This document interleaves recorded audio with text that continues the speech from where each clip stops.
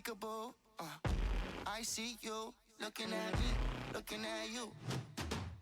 Hold up, where you going? What you doing? Who you seeing? What you need? What you want? I said, without you by my side, my side, my side. Without you by my side. One time from side to side. Without you by my side, I can't go outside. Without you by my side,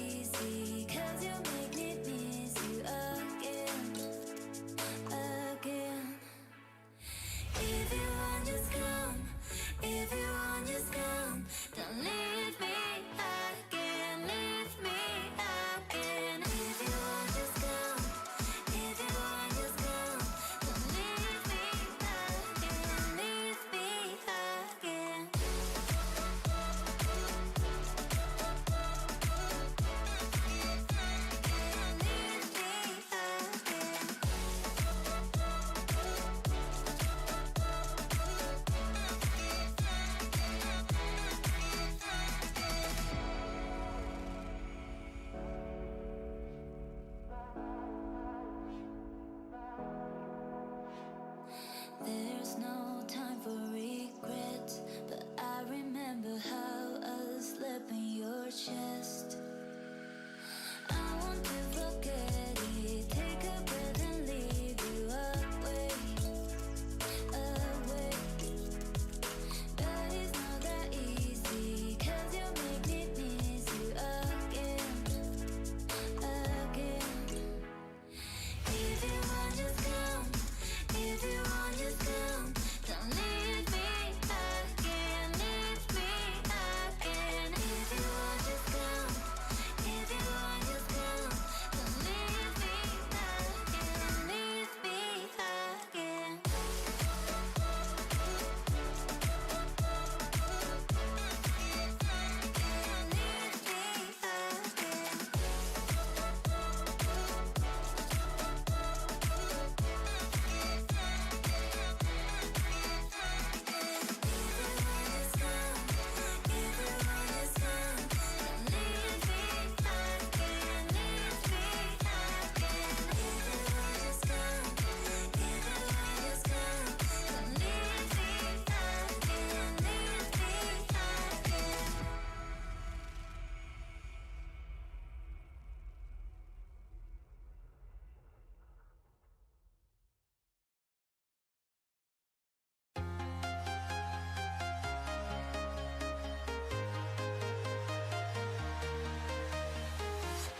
I'm walking alone, the streets are empty.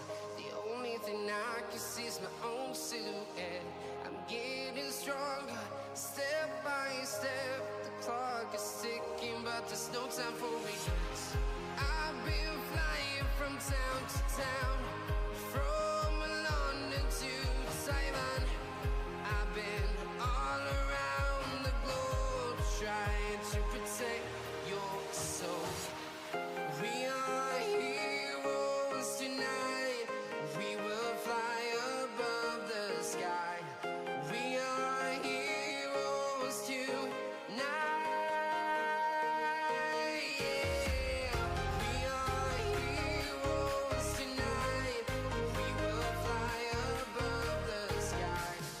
We are heroes tonight.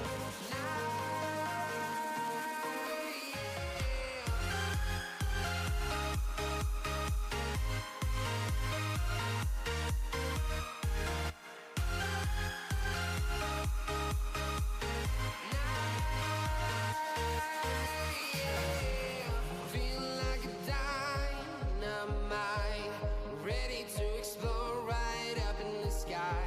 I need you to listen, I need you to hear, and don't show any fear. I've been flying from town to town, from London to Taiwan. I've been all around the globe, trying to protect your soul. We are heroes tonight. We will fly above the sky. We are heroes tonight. Yeah. We are heroes tonight. We will fly above the sky. We are heroes tonight.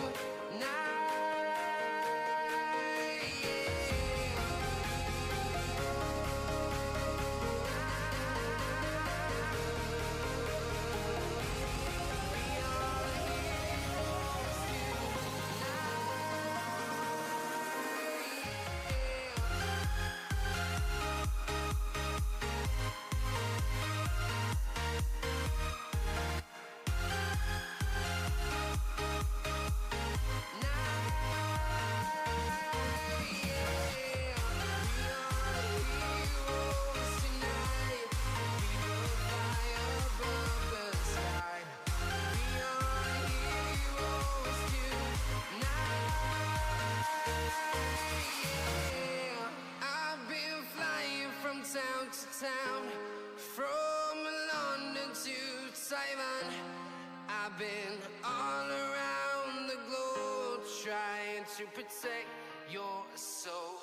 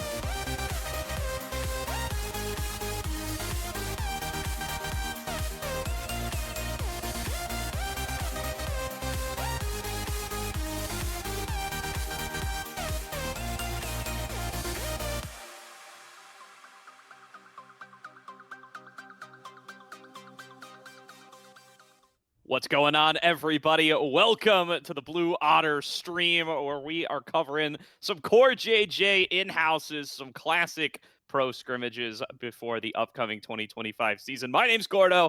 I'm joined by my main man, Quacks. Quacks, how are you doing, dude? We have got ourselves some banger games coming on up, and we've got quite the set of players to feature in them. Oh, I am elated to be here, especially with you, Gordo. And, I had to wear the suit. I had to because it's a special occasion. CoreJJ Inhouses are always a super fun kind of community activity. I think we can look at through co-streams, official streams like this one, and get a look at how the pros are doing and kind of a sneak peek as to the ceiling, or the floor, rather, that these players can play to going into the next season. And I feel like that is no more evident than some of the newcomers coming into the LTA next year. Specifically, you got XU and Scary Jerry on one of those teams, new additions coming in. So I'm excited to see how they do, especially against players like like Double Lift, who are proven, right? Obviously, that's an understatement. These guys have been to Worlds. So to see some of the newer talent go against some of the older talent, I think is going to be a really interesting thing to highlight in this matchup.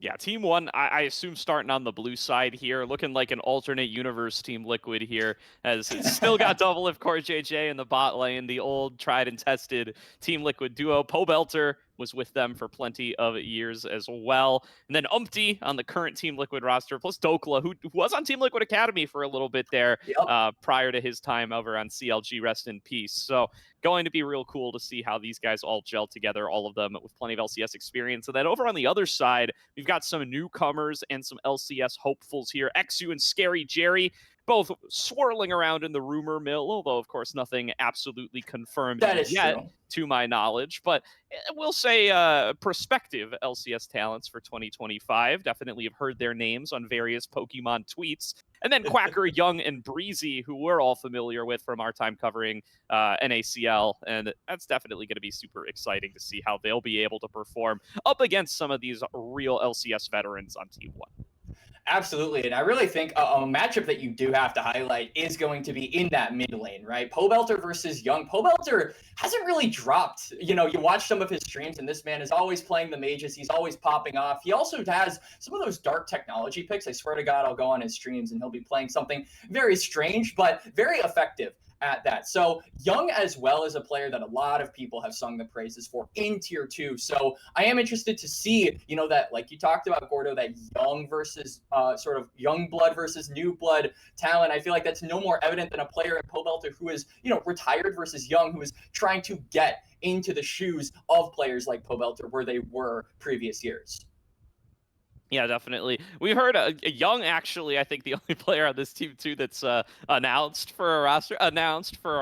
I think Dante's put out a tweet pretty recently saying he's got 3/5 of a team. He's waiting on a bot lane, but Young was a name that was dropped in that list. So looking like Young might be playing OQs, although whether we're going to take that tweet as an absolute announcement of where these players are going to end up at the end of the day, especially when the team isn't even complete and it's a org that hasn't participated before, there's definitely some questions to be had, but sounding like Young is probably going to be in OQ environments. And we're on the Blue Otter stream. We got to shout out the Blue Otter player here. It's Quacker coming into the top lane on Team 2. He had a really terrific 2024 season. I've been following this guy for a while. Big fan of my former Illini players every time I get to see them. So huge fan of Quacker here, and really excited to see how he's going to do up against Dokla, who, if you tune into Dokla's streams, will supposedly be playing in NACL next year. So this is very likely a preview of a big NACL top lane matchup that we're going to get to see in 2025.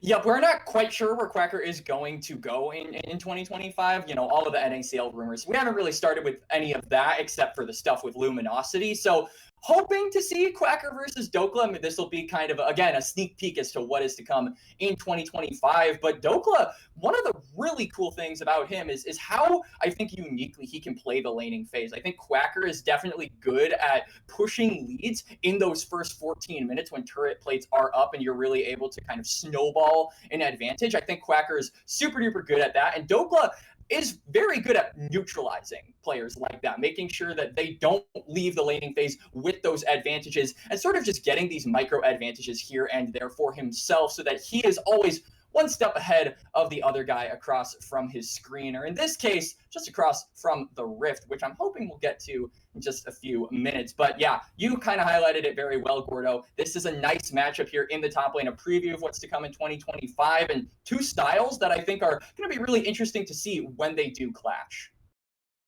Yeah, for sure. Quacker's got himself a lot of pocket picks as well. He's gotten to show off a little bit of those on his time with Blue Otter, his time on Supernova, was even on AoE for a bit, former teammate of Breezy's, although very, very briefly, and did really show off on quite a few of those picks. You know, things like the Darius, what he's really been known for going back pretty far in his career.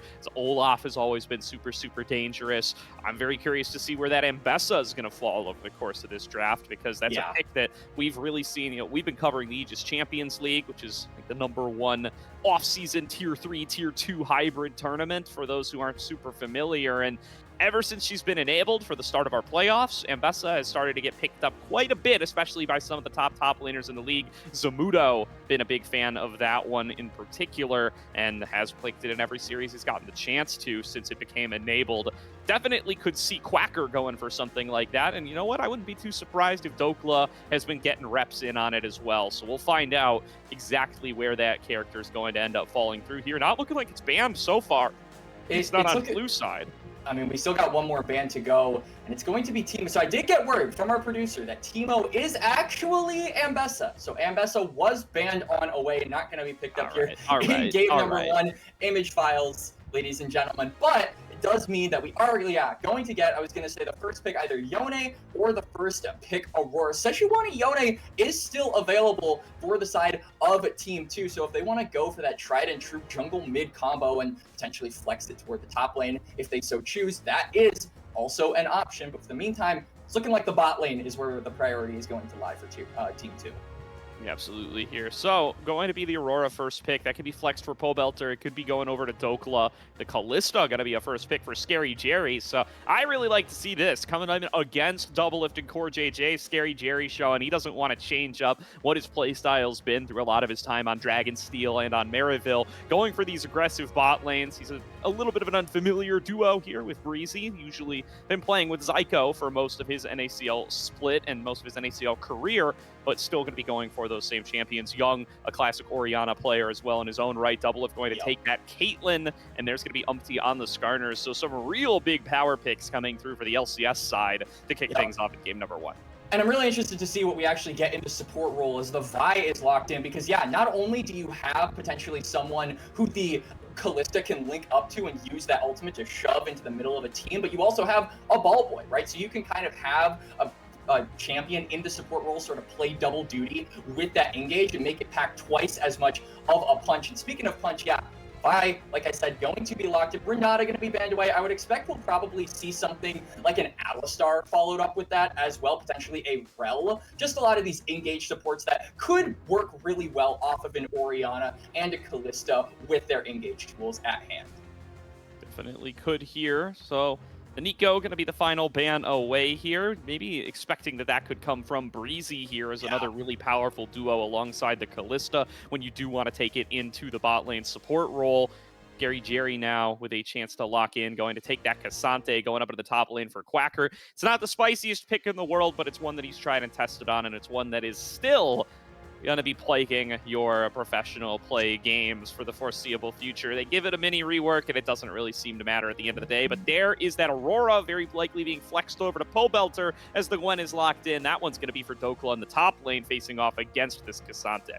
And maybe we get something like a Lux here. No, it's actually going to be the Poppy. I was thinking if we wanted to play into the long range and really get some priority potentially for Umpty to play for, we could have gone for a longer range mage support that also provided that CC. But Poppy, very in your face, right? Very opposite to what Lux wants to do, and just wants to go aggressive. Achieves that same crowd control that is necessary to snowball a Caitlyn in the laning phase, but it is a bit of a different style, and especially when you are against a champion like the Kalista, it's kind of a no-brainer, right? Especially with all the other mobility coming from the top side of Team 2 as well. Being able to stop that engage is a very valuable thing that I think this comp accomplishes, and I'm interested to see how it plays out in principle.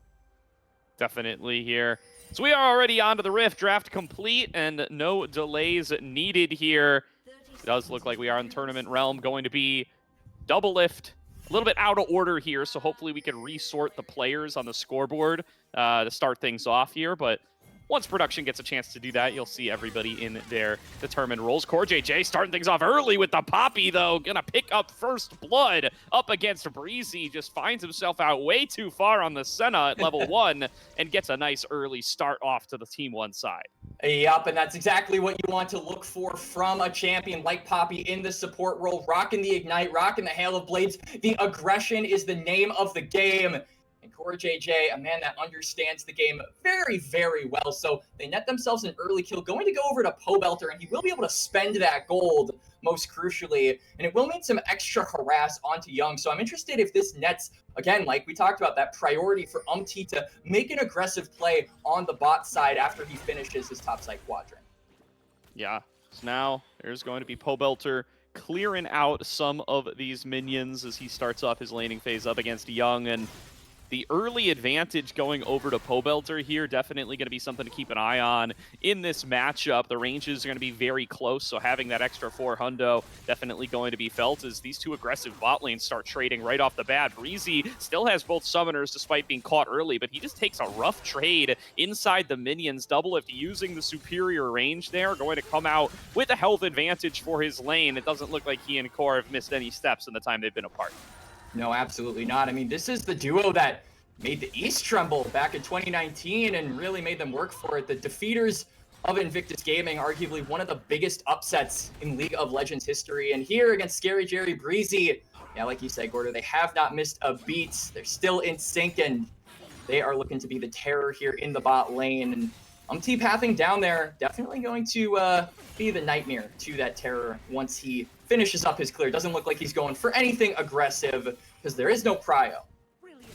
Yeah, it really does not look like there's going to be too many opportunities super early on, but Umti's skipping some camps here, looking to move in for the invade. Yeah, has the Caitlyn and Poppy in the bottom lane. It doesn't feel like they're going to be able to shove up too far too quickly, but instead they're going for the gank behind. Hasn't been spotted yet. Will be seen by XU here. Scary Jerry and Breezy have got to head for the hills. Breezy going to have to flash away from the Ishtal's impact to keep himself alive, but XU is here for an attempted turn. Already Umti low on HP, but they won't be able to push forward for any more, and it will be a forced retreat. CoreJJ, in fact, still trying to play this one aggressively. Double lift might pay for that. He's slowed on up by the piercing darkness. There's going to be Scary Jerry forced to flash back away. XU coming back for the follow-up. CoreJJ flashes, but XU can match, and XU picks up the first kill of the game for Team 2. XU's retreat going to be supported by Breezy, and it looks like they'll be able to get out no problem.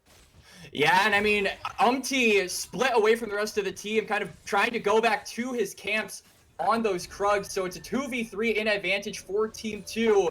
And then CoreJJ and Double Lift kind of split. CoreJJ's wanting to try and get that kill, but unfortunately not able to do so. So with the space created, XU manages to pick that one up. And yep, utilizing that numbers advantage, utilizing that Vi in the early game. And this is something that XU is really, really good at. You know, a lot of people think about Vi as kind of this early game champion. You got to wait for that cease and desist, but players like Umti understanding that there is some force to those punches before you get that ultimate, and it certainly seems like he's playing with that in mind, and it's very effective so far for Team 2. Really has gotten them into a solid place here. The kill does go on over to XU, but you definitely do like that you're able to get your Kalista Senna lane into a somewhat strong position, especially after those fiascos in the early game where some of those early kills ended up going back on over to T1. Want to make sure that they will be able to keep pace so that they will continue to be able to challenge here as this Caitlyn Poppy is going to keep pushing them in, and it looks like Umti coming in for another dive. Scary Jerry already so low, was forced to cleanse earlier while we were away. CoreJJ is already forced on out of this. That's going to be a snare connecting out of Breezy, and here comes Umti. Landing the knockback onto Breezy. He'll be able to take the trade on the double lift, but he is not long for this world. Scary Jerry will be able to fall back to the turret in time. It's another 1-for-1 trade in the bottom lane. This time the kills go to support and jungle. Yep, so it is a kill apiece for the support and the junglers. So again, those critical AD carries being denied their kill gold at this point. Neither Double Lift or Scary Jerry have gotten any of that. They have been participants in the kill, but I think really what's going to break the camel's back, or the straw rather, that's going to break the camel's back is Core gets a solo kill. Oh, wow. CoreJJ low on HP. Poppy passive is weak. those who remember old school Poppy damage, it's really going to be able to keep himself alive in those really tight situations. And you don't want to get baited by it, but Steadfast Presence, it'll keep you alive when you're low on HP in plenty of situations that other champions would fall. So it looks like Core going to be able to play on the edge there and come up with an extra kill. And that's really going to suck for Scary Jerry. Absolutely. XU managing to complete the Dragon in time for the Grubs to spawn, but he doesn't have any priority on the top side of the map. You can see Scary Jerry and Breezy are roaming up, so they are going to get themselves a temporary numbers advantage, while I believe both CoreJJ and Pobelt are clear out that mid wave before moving, but Umpty is potentially on a flank here. Ooh, look at Umpty looking around to try to snag onto XU, but doesn't quite get the angle, just gets a big arc in front of him, and XU will be able to jump over the wall with the Vault Breaker, no problem. Here are those Grubs, in full control for the LCS side to be able to secure those. Not looking like anybody here on Team 2 are going to be able to come up and contest, so instead, back to clearing, and Scary Jerry has to be careful about how far up he is. CoreJJ's already behind him, gonna knock him away from the tower. Scary Jerry with nowhere to go and no summoners. Dokla gonna snip him down. And Core with the roam. Numbers advantage in the top side for the LCS side. And you can see that Team 2 want to make an aggressive play in the bot lane, but the wave state just does not allow them to do so. They've got to catch those waves, those minions, and most importantly, they're not primed for an aggressive play. So the LCS side get a kill, and really nothing can be responded to by the opposition. I mean, Core's running the map right now. He's everywhere and nowhere all at once, and is making it a big problem for Team 2 to be able to play out their lanes. I mean, they lose Scary Jerry in the top side. Quacker's got a TP up there to deal with it, so they're getting back into the standard lane assignments. Young going to be under pressure as well as he arrives in mid lane, and now he's already back to go and lane up with double lift, so really not skipping any beats, always where he needs to be at the right time, and making it a big problem for Scary Jerry and Breezy to really try to be able to keep this lane going. And Scary Jerry on this Kalista champion, you really want to make use with that early aggression. That's one of Kalista's best points in the game. So the fact that they're shutting down Scary Jerry in these first 10 minutes, making it so difficult for him to even walk up to minion waves, it really, really handicaps a major portion of your damage and the snowball that you want to get going if you are Team 2. And meanwhile, they're giving all the kills over to the big carry members, minus double lift, I will say, of Team 1, a kill apiece for those members on the top side. And all of those champions are ones that scale, so it's only going to get worse from there once they start to pick up those items, which they're getting awfully close to. Once they get those one item spikes, I feel like they can really start running the map a lot more than they have so far. Yeah, definitely. XU coming on in towards the red buff side, gonna snag away a big bird from Umpty. A little victory there for the long-time NACL jungler, short-time LCS jungler, and XU maybe going to get a little bit more time in that before too long as he keeps the pressure on, diving onto Umpty here, forcing him back away from those Krugs, while his bot lane's got priority, so Breezy and Scary Jerry going to be able to show up here and give the backup while Double Lift is still clearing out that wave. It's finally done now, but they're out just as quickly as they arrived. They challenge for the Krugs and head back out. Get the Krugs, small little micro advantages. And now, though, XU's going to go on for the reset. They saw him on the bot side, so maybe him being able to channel that, they'll have a bit of a difficult time tracking where this Vi will be for the next few minutes. Something that could be important, especially with that Dragon coming up in about a minute and a half. Both teams, I would imagine, likely wanting to challenge for this one, but it's very evident by the gold lead and just by the champions themselves getting close to those one items that by the time that second Dragon comes, the LCS side will be a lot stronger in numbers and definitely a lot stronger in items.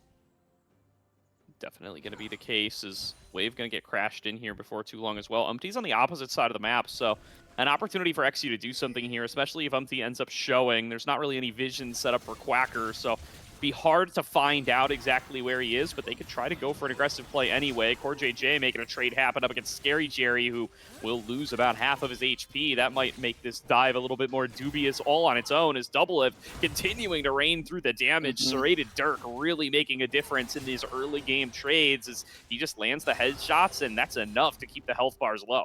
But the wave crashes in the bot lane, so Scary Jerry and Breezy, I mean, they get the job done. They'll be able to go for the resets and get back on the map by the time the Dragon does spawn. Looks like both bot laners are going to have that point in mind. And the wave will be neutral, so they'll be able to meet down there, but crucially, look at the junglers. Umpty is up toward this top side, potentially wanting to favor the grubs over the dragon, and it looks like XU might be anticipating that. They have so much vision on the bot side, so they know that Skarner is on the top side. They definitely do. The Gwen keeping the pressure on that top side. Already got 2 plates to her name. Dokla looking like he's going to be a strong force later on as he's got the Riftmaker completed already. Quacker's still working on components. XU and Breezy do arrive to the scene, but Dokla's already gotten himself into that grub pit. Doesn't look like Team 2 want to give this up without a fight, though, so there's going to be a challenge for it. XU going to be the focus, gets snagged by the Impale. Shielding coming through for Breezy, trying to keep XU alive as long as possible. He gets good damage on the CoreJJ as well. Dokla advancing forward. Now the full item already completed. He's going to get pulled back away by Quacker, looking for an execute, but he's going to have to flash back to rejoin the rest of the squad. Pobelter looking for some targets to slow on up and see if they can pick off any of these stragglers, as nobody other than Young has fallen in the fight so far. Snipe comes through from across the map. Scary Jerry nearly going to fall to double lift, and it's only one member dying, but it's a clear fight win for Team 1. XU, though, looking to snag away some of these grubs in the chaos. Nobody paying attention to the objective. XU gets one of them, and it looks like he's going to take that as a signal to back on away. The dive might be coming through before too long. Umpty now coming in to try to challenge for the remaining grubs. It looks like he will secure 5 for the blue side. And much healthier, so XU gonna back on down there, respecting the health difference and also respecting that Core is right there around the corner, but Quacker and Breezy might not be respecting that as they're walking up to double lift. I do want to try to make something aggressive happen here, but I mean, CoreJJ is this constant threat. If he gets on a Breezy, he might be able to one-shot them all on his own. Hail of Blades is a hell of a drug, and it can really ruin an AD carry if you're able to get on top of him. Umpty looking to be able to start off this dive as well. Quacker on one of those best anti-dive champions, so it's really dangerous to actually try to get in there, and he's going to guarantee that Breezy gets a safe recall off.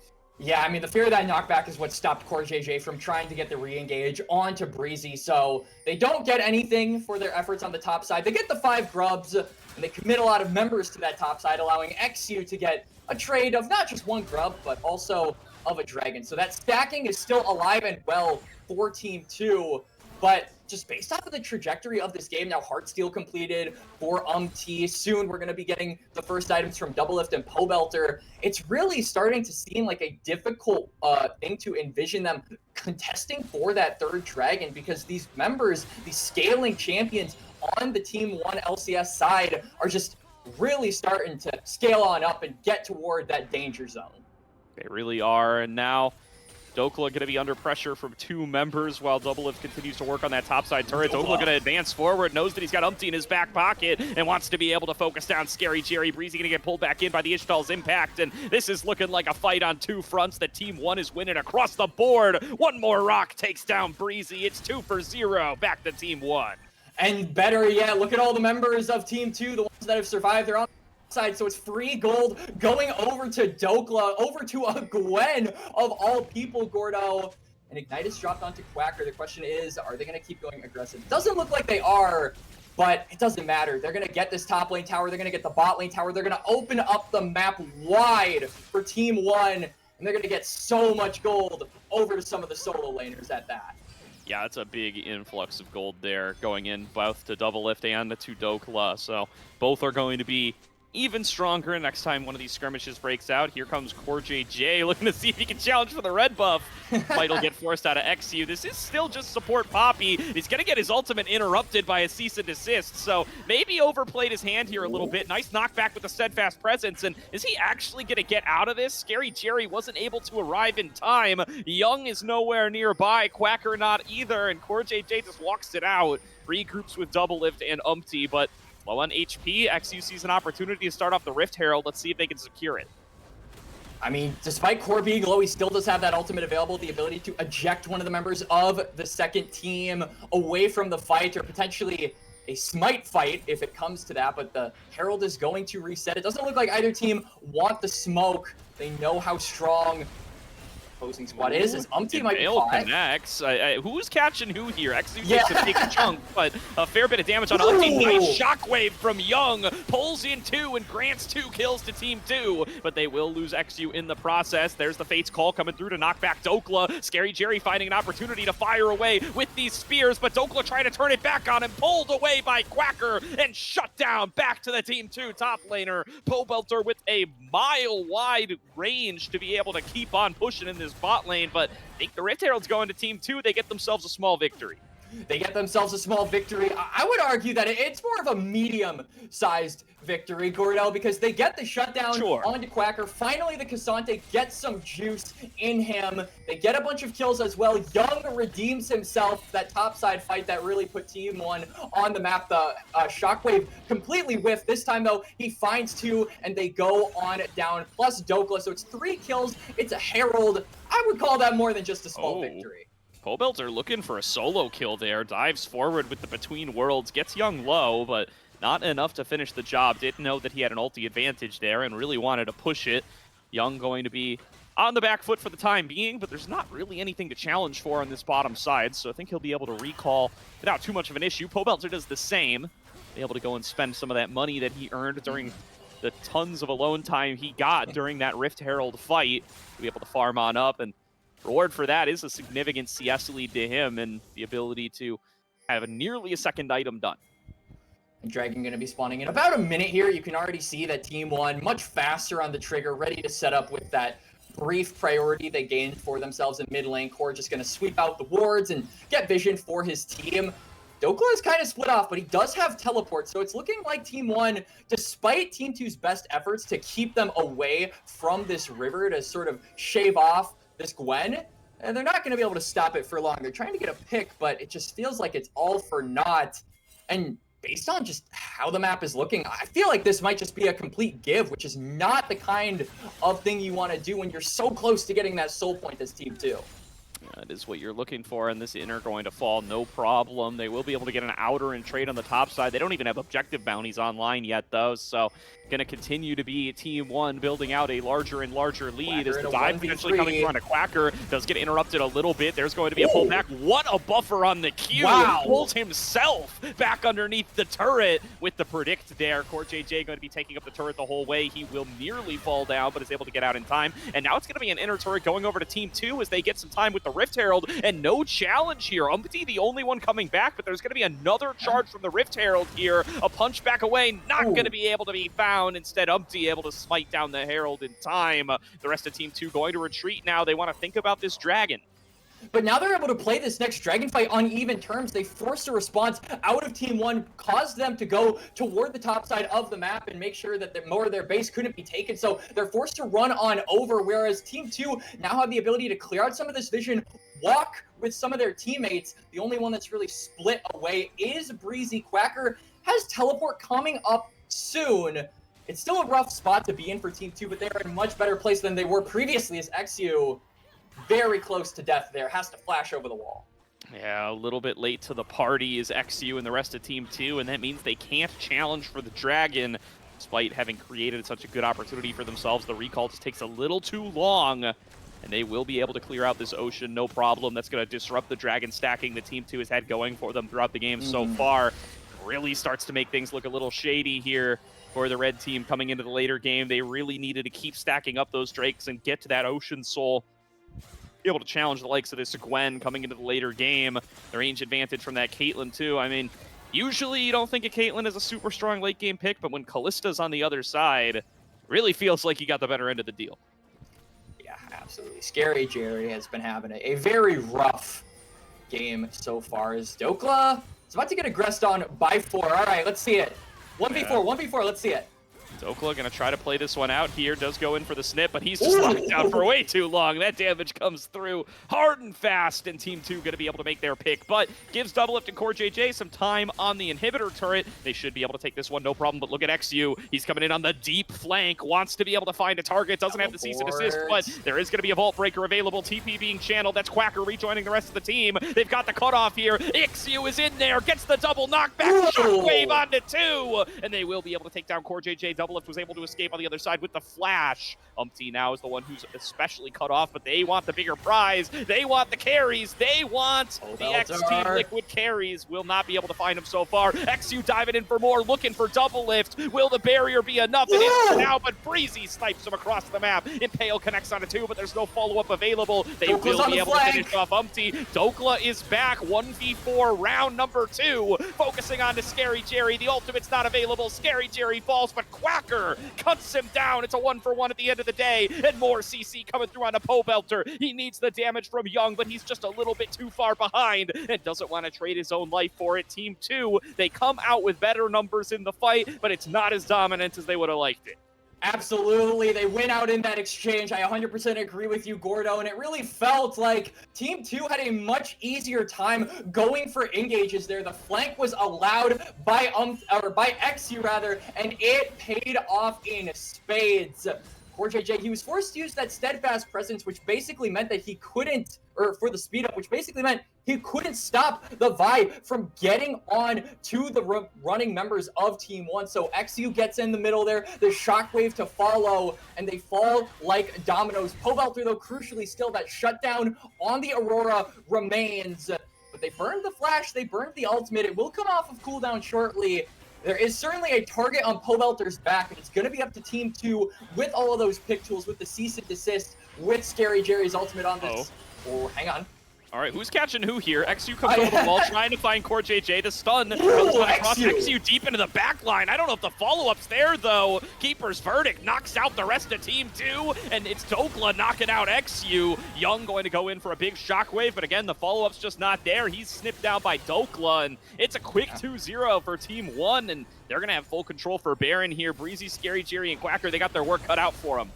Absolutely. I mean, XU just a little too far forward, not recognizing that the help wasn't there. There was a bunch of burly bodies standing between him and the rest of his team that the rest of the team just could not get through. They don't have unstoppable spells like he does, and it's looking like too much space is going to separate Team 2 from trying to contest that Baron. They're going to give it on up. Team 1 getting that crucial objective and repping the purple banner. Now it feels like they can really start to push their advantages, though. They don't have the teleport, so the side lane threat, not as easy for them to execute. There is a chance that they could get picked off if they aren't careful. Yeah, no, the CoreJJ on the flank there is just diabolical. There's nothing that they feel like they can do as a group of 3. If they advance too far to that Baron, they're going to get flanked by the Poppy, and they're going to get torn apart. So they have to go and try to challenge for him, but he's too quick. He's able to just dash back to the minion wave. Really puts Team 2 in an impossible situation in the 3 versus 5 there, and it secures them an easy Baron. Well done by Core. Now the Dragon spawning up again in less than a minute. Team 2 have got to get back on track with that stacking to have a chance in hell in this game as they find themselves at a substantial deficit, but XU already getting forced out of his own jungle as Dokla and Umpty here to flex their muscles. Oh, Umpty's going to be flexing more than muscles. He's going to be flexing his speed and his champion as the Skarner's just going in with no fear. Ooh, knockback connects there from CoreJJ. There's the Impale connecting. Breezy got burned down by the Ignite. Look at that escape from Quacker, though. So much space covered in such a short time. Cassante, we've missed you, buddy. You didn't really go anywhere, but still the same champion as always. They will be able to clear out with the Peacemaker, and now focusing in on towards the tower. Inhibitor is going to fall here for certain until the rest of Team 2 are going to be able to regroup. The bot lane, the first one to fall. Knockback connects on an XU. Here comes the Keeper's verdict, and they're going to blow him up. Trying to turn it back for CoreJJ. He's able to survive 3 yet again, and it's a 3 versus 5 for Team 2, the same way they've been forced to play out a huge amount of this game. A big snipe coming through. That's a one-shot on the Scary Jerry from Doublelift. What a mistake to step on the trap there, and what an amount of damage out of the Caitlyn in 24 minutes. You blink it, you miss it, and suddenly Scary Jerry is gone, turned into Maddie from Arcane.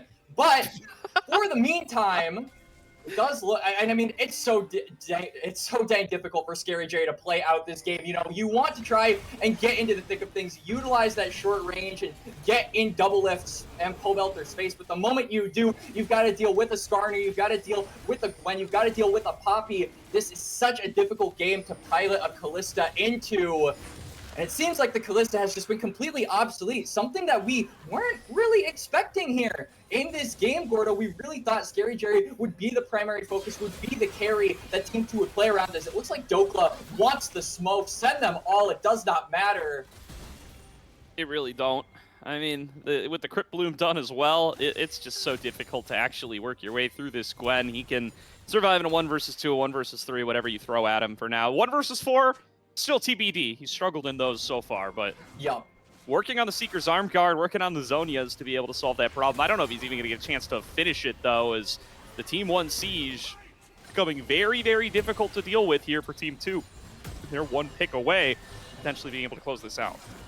It is, but Dokla has the TP, so Team 1 have the ability to pull the trigger, but as you can see, the waves are being gradually brittled down by Team 2, so that chance is waning, and they're just going to have to wait for those waves to crash on again. And it looks like Team 2 don't want to give them that opportunity. They're stepping up to clear these out, making sure that they kind of get these guys out of their base, and so far, kind of pulling the clock up a little bit till Doomsday. They're extending that timer to where they get engaged on, but that engage is something that they have to have in the back of their mind and they have to be prepared for, because at any point it feels like once Team 1 group up, they could just brute force slam this game eventually. Ooh, XU looking to get this started on a double lift though. A flashback away, will it be enough to keep him safe? They're going to be able to blow up Scary Jerry on the opposite side, and can XU even finish the job? The flash will be enough to do it for him, but it's still a 2-for-1 in favor of Team 1. They can push even further here. Umpty is split pushing. He's taking the Nexus on the back door, and CoreJJ and Dokla are going to be able to join up with him here. Pobelter a little bit cut away from the rest of the team.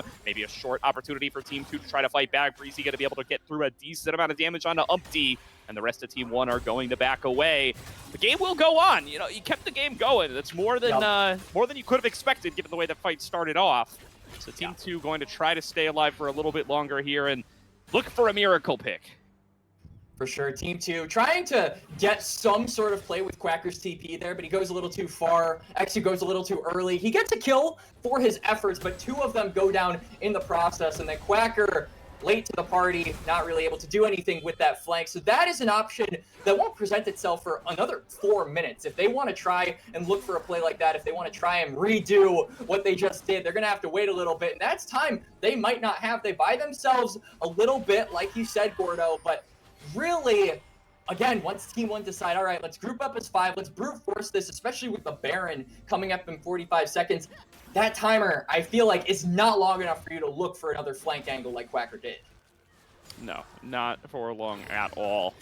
Pobelter still keeping the pressure on in mid lane.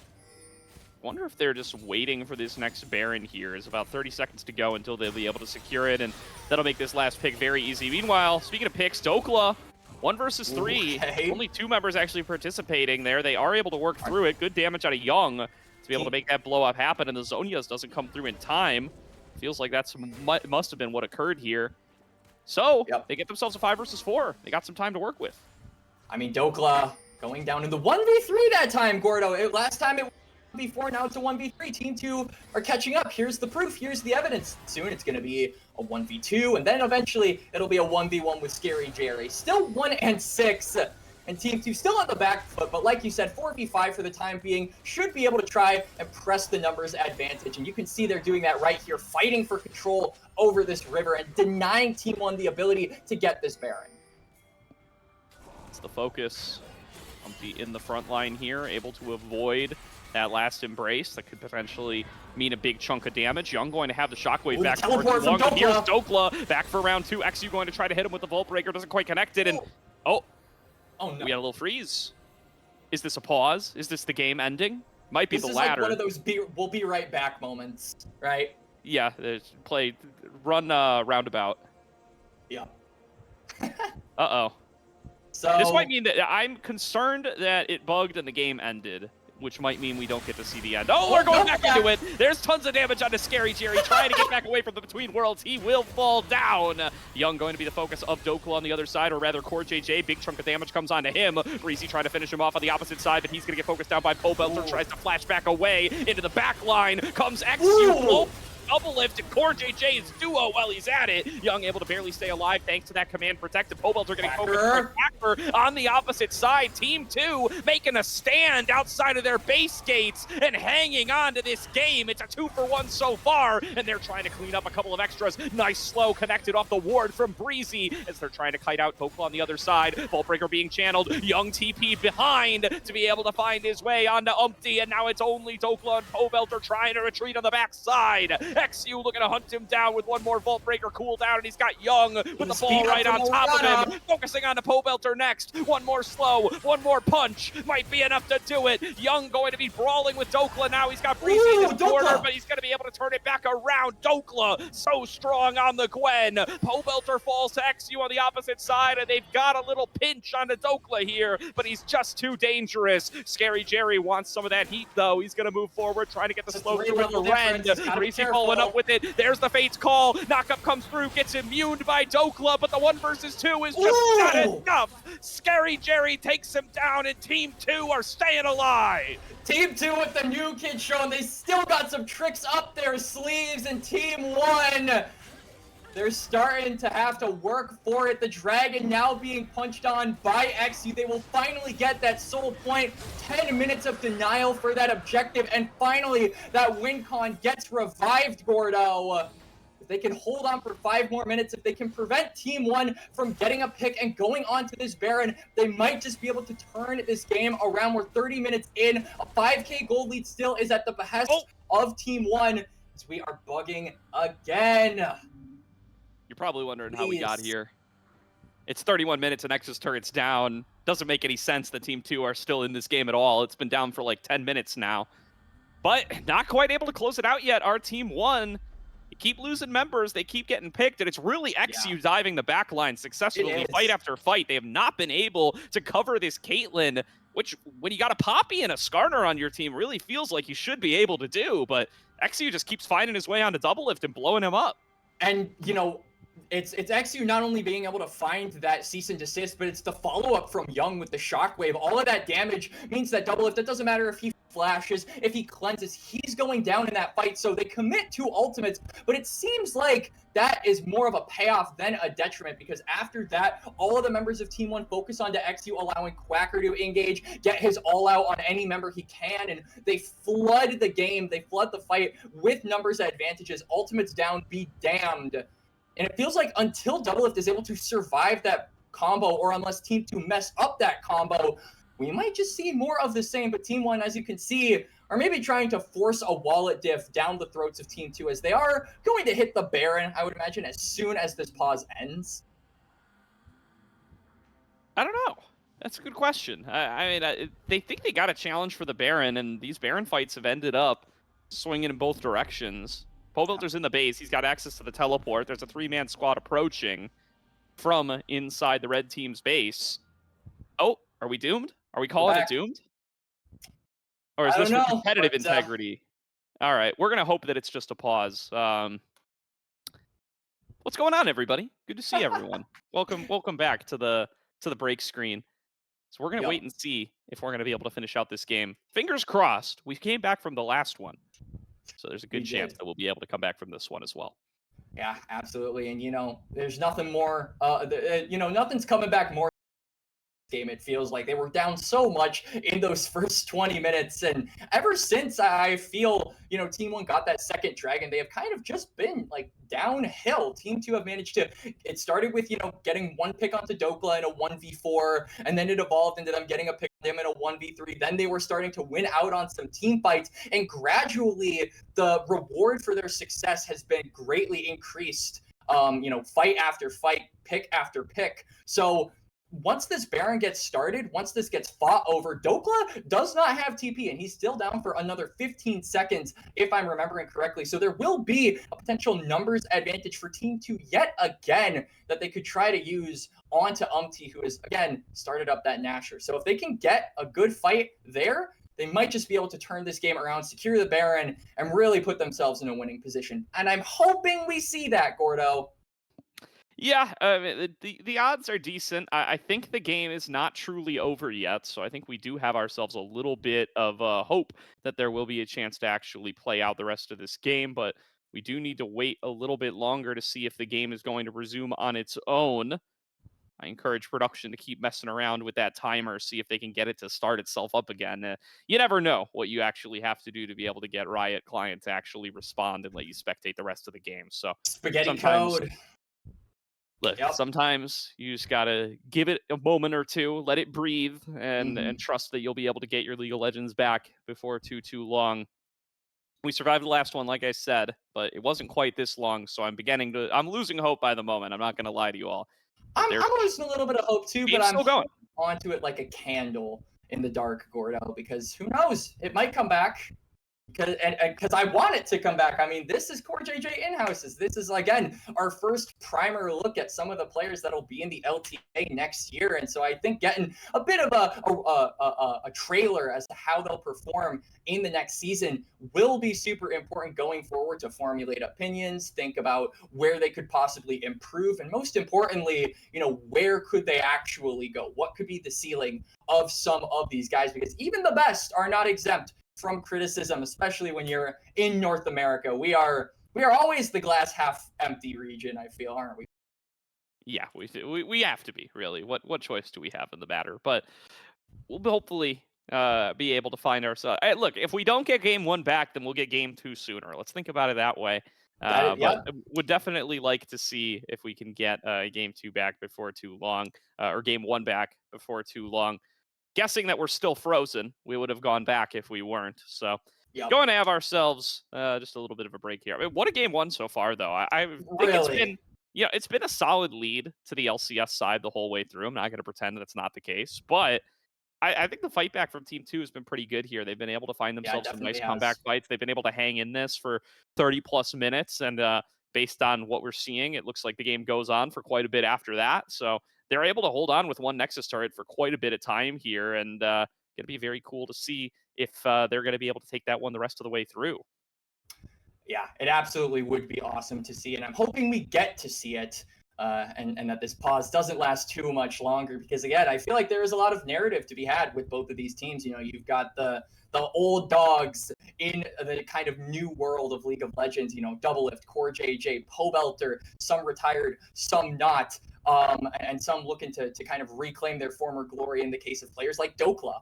But then on the other side, you've got players that are trying to break into the LTA. Either they have just done it, rumored, of course, that they have just done it, or they are on the cusp of being able to make it, or they've just had a hell of a 2024 year, kind of like what you said with Quacker Gordo. So it's the new guys versus the old guys. It's an awesome narrative, and I'm hoping we get to see more of this game. And if not, I'm sure game 2 and 3 will be just as fun to watch and cast.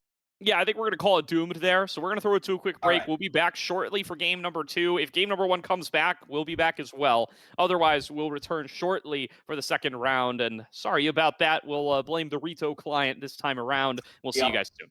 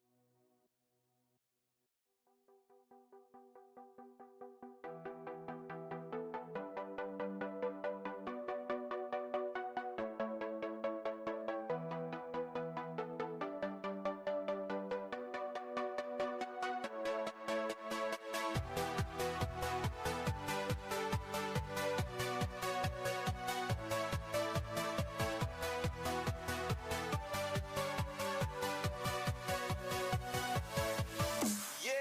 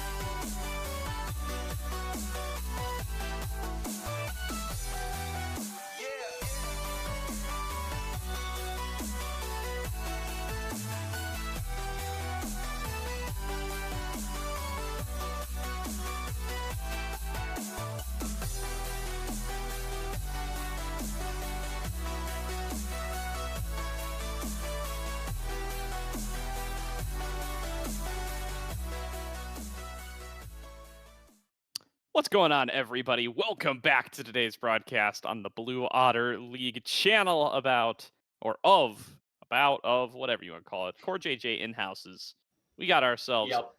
some LCS players taking on some NACL players. Maybe going to see some mixing up of the two as some players moving down to NACL supposedly this upcoming season, and some players moving up to LTA for 2025. So very Yep. exciting to see how these players have been performing so far. A really solid game out of XU in what was otherwise a bit of a stomp from Team 1. We did get to see CoreJJ and Co come out with the win at the end of the day. Well, we didn't get to see them come out with the win, but we know that it's what happened, and we got to see them winning for about 30 minutes. Yeah, I mean, they were dominating for most of the game. They started a little bit of a comeback there, mostly due to XU heralding a lot of those engages, followed up by Young's Shockwave, just making Doublelift's life super duper difficult. But Doublelift was not the only carry on that squad. You obviously had the scaling Gwen that you had to worry about. Pobelter was taking names with the Aurora. So those solo laners really made difficult work a difficult work comeback for the other side, and they unfortunately were not able to come up with it. You can see here the draft from game number 1 if you are now just joining us. But yeah, those solo laners, Dokla and Pobelter, some of the old heads of League of Legends coming up big and managing to make the job, or finish the job, rather. Yeah, and they're going to be playing Fearless, or so I'm told. They Yep. should be, because that's what even the LTA is going to be playing on Split 1. So we're going to get to see none of these champions in game number 2. The Aurora missing, the Skarner missing. These are going to be some big difference makers coming into draft number 2. And that's going to be an exciting one to check out. Keep in mind that Teemo ban is, in fact, Ambessa. We don't have all the assets ready for Ambessa quite yet. So off-season things going to happen. And just keep in mind that we may see the Swift Scout more than once show up in these drafts, as Ambessa has been a highly prized pick across the board. We've seen the Balls playing with it a little bit in Europe. We've gotten to see Zamudo playing with it in the Aegis Champions League. We get to see it in solo queue every other game. There's been a lot of Ambessa around. And don't forget about the most famous Ambessa player of them all, Gordo, the Bouse. Right? Isn't that what I said? Oh yeah, you did say the Bouse. Oh shoot. I mean, hey man. He plays Ambessa like no other. You can mention him twice for sure. He goes the Cyclo Sword build, whereas a lot of people tend to go that more Eclipse centered build, trying to be more of a longevity kind of fighter instead of that one Yeah. shot burst style that we all know Baus likes to pioneer with any champion that he's playing. But my biggest interest as to what is going to happen in Game Two's draft is who is going to be picked B1. I would expect a lot of the bans that we saw on red side, that Corki, that Ashe, and that Ambessa, to probably stick. Those are really some of the best B1 champions in the entire game. So I would imagine that's probably not going to change. Without the Aurora, though, without the Vi, though, without the Skarner, though, all of these champions being locked away in game number 2, I'm really interested to see who is going to be heavily prioritized by whoever is on blue side. I don't think we have confirmation as to which team is where yet, but a lot of those options are taken off the board now. So you got to kind of get a little bit inventive with it. Obviously, the Yone is still around and available, so that is still an option. But thinking about Pobelter and thinking about Young, they are not known for, some of those more fighter-esque champions. They are definitely more of the mage guys. Obviously, they have the option to pivot. We've seen them do that before, but it is definitely a question of what are they most comfortable with, and that comfort might override a champion like Yone being heavily prioritized. Absolutely here. So I would not be surprised to start seeing a little bit of Yone. I wouldn't be surprised to get some spicier mid lane matchups as the season goes on. I want Mm-hmm. to see Young back on his kind of melees too. Like that's something Yeah, you we haven't can seen him on pick. melees in a while. Yeah, that's something you can pick in these current metas, and I do associate the Orianna with Young to a degree, but I think Yeah. the best looks we got out of Young were when he was getting to play like a Kali Silas every game. Like I think Mm-hmm. that was peak Young in my mind. When he got to sub in on the Golden Guardians for a week while they waited for Gory to arrive, and I think that was really the streak that started to propel this guy into like next up status among mid laners. I think he's been overshadowed since then a little bit by some of the other players that have come into the NACL. I think a lot of folks really hyped on Spyrax as always. Blaze Olive has been performing very well since he's come out of retirement. The Toasty. Koreans, and of course Toasty. I think Toasty's my man right now. I'm not gonna Yup. lie to Yeah, you. I know, like, I have to shout him out when we're doing for something sure. tier 2 related when you're on stream. You're And, the and Toasty supporter. and how do I want to put this? How do I want to put this that won't get me sent death threats? Uh, Oh boy. Oh god, death threats? What?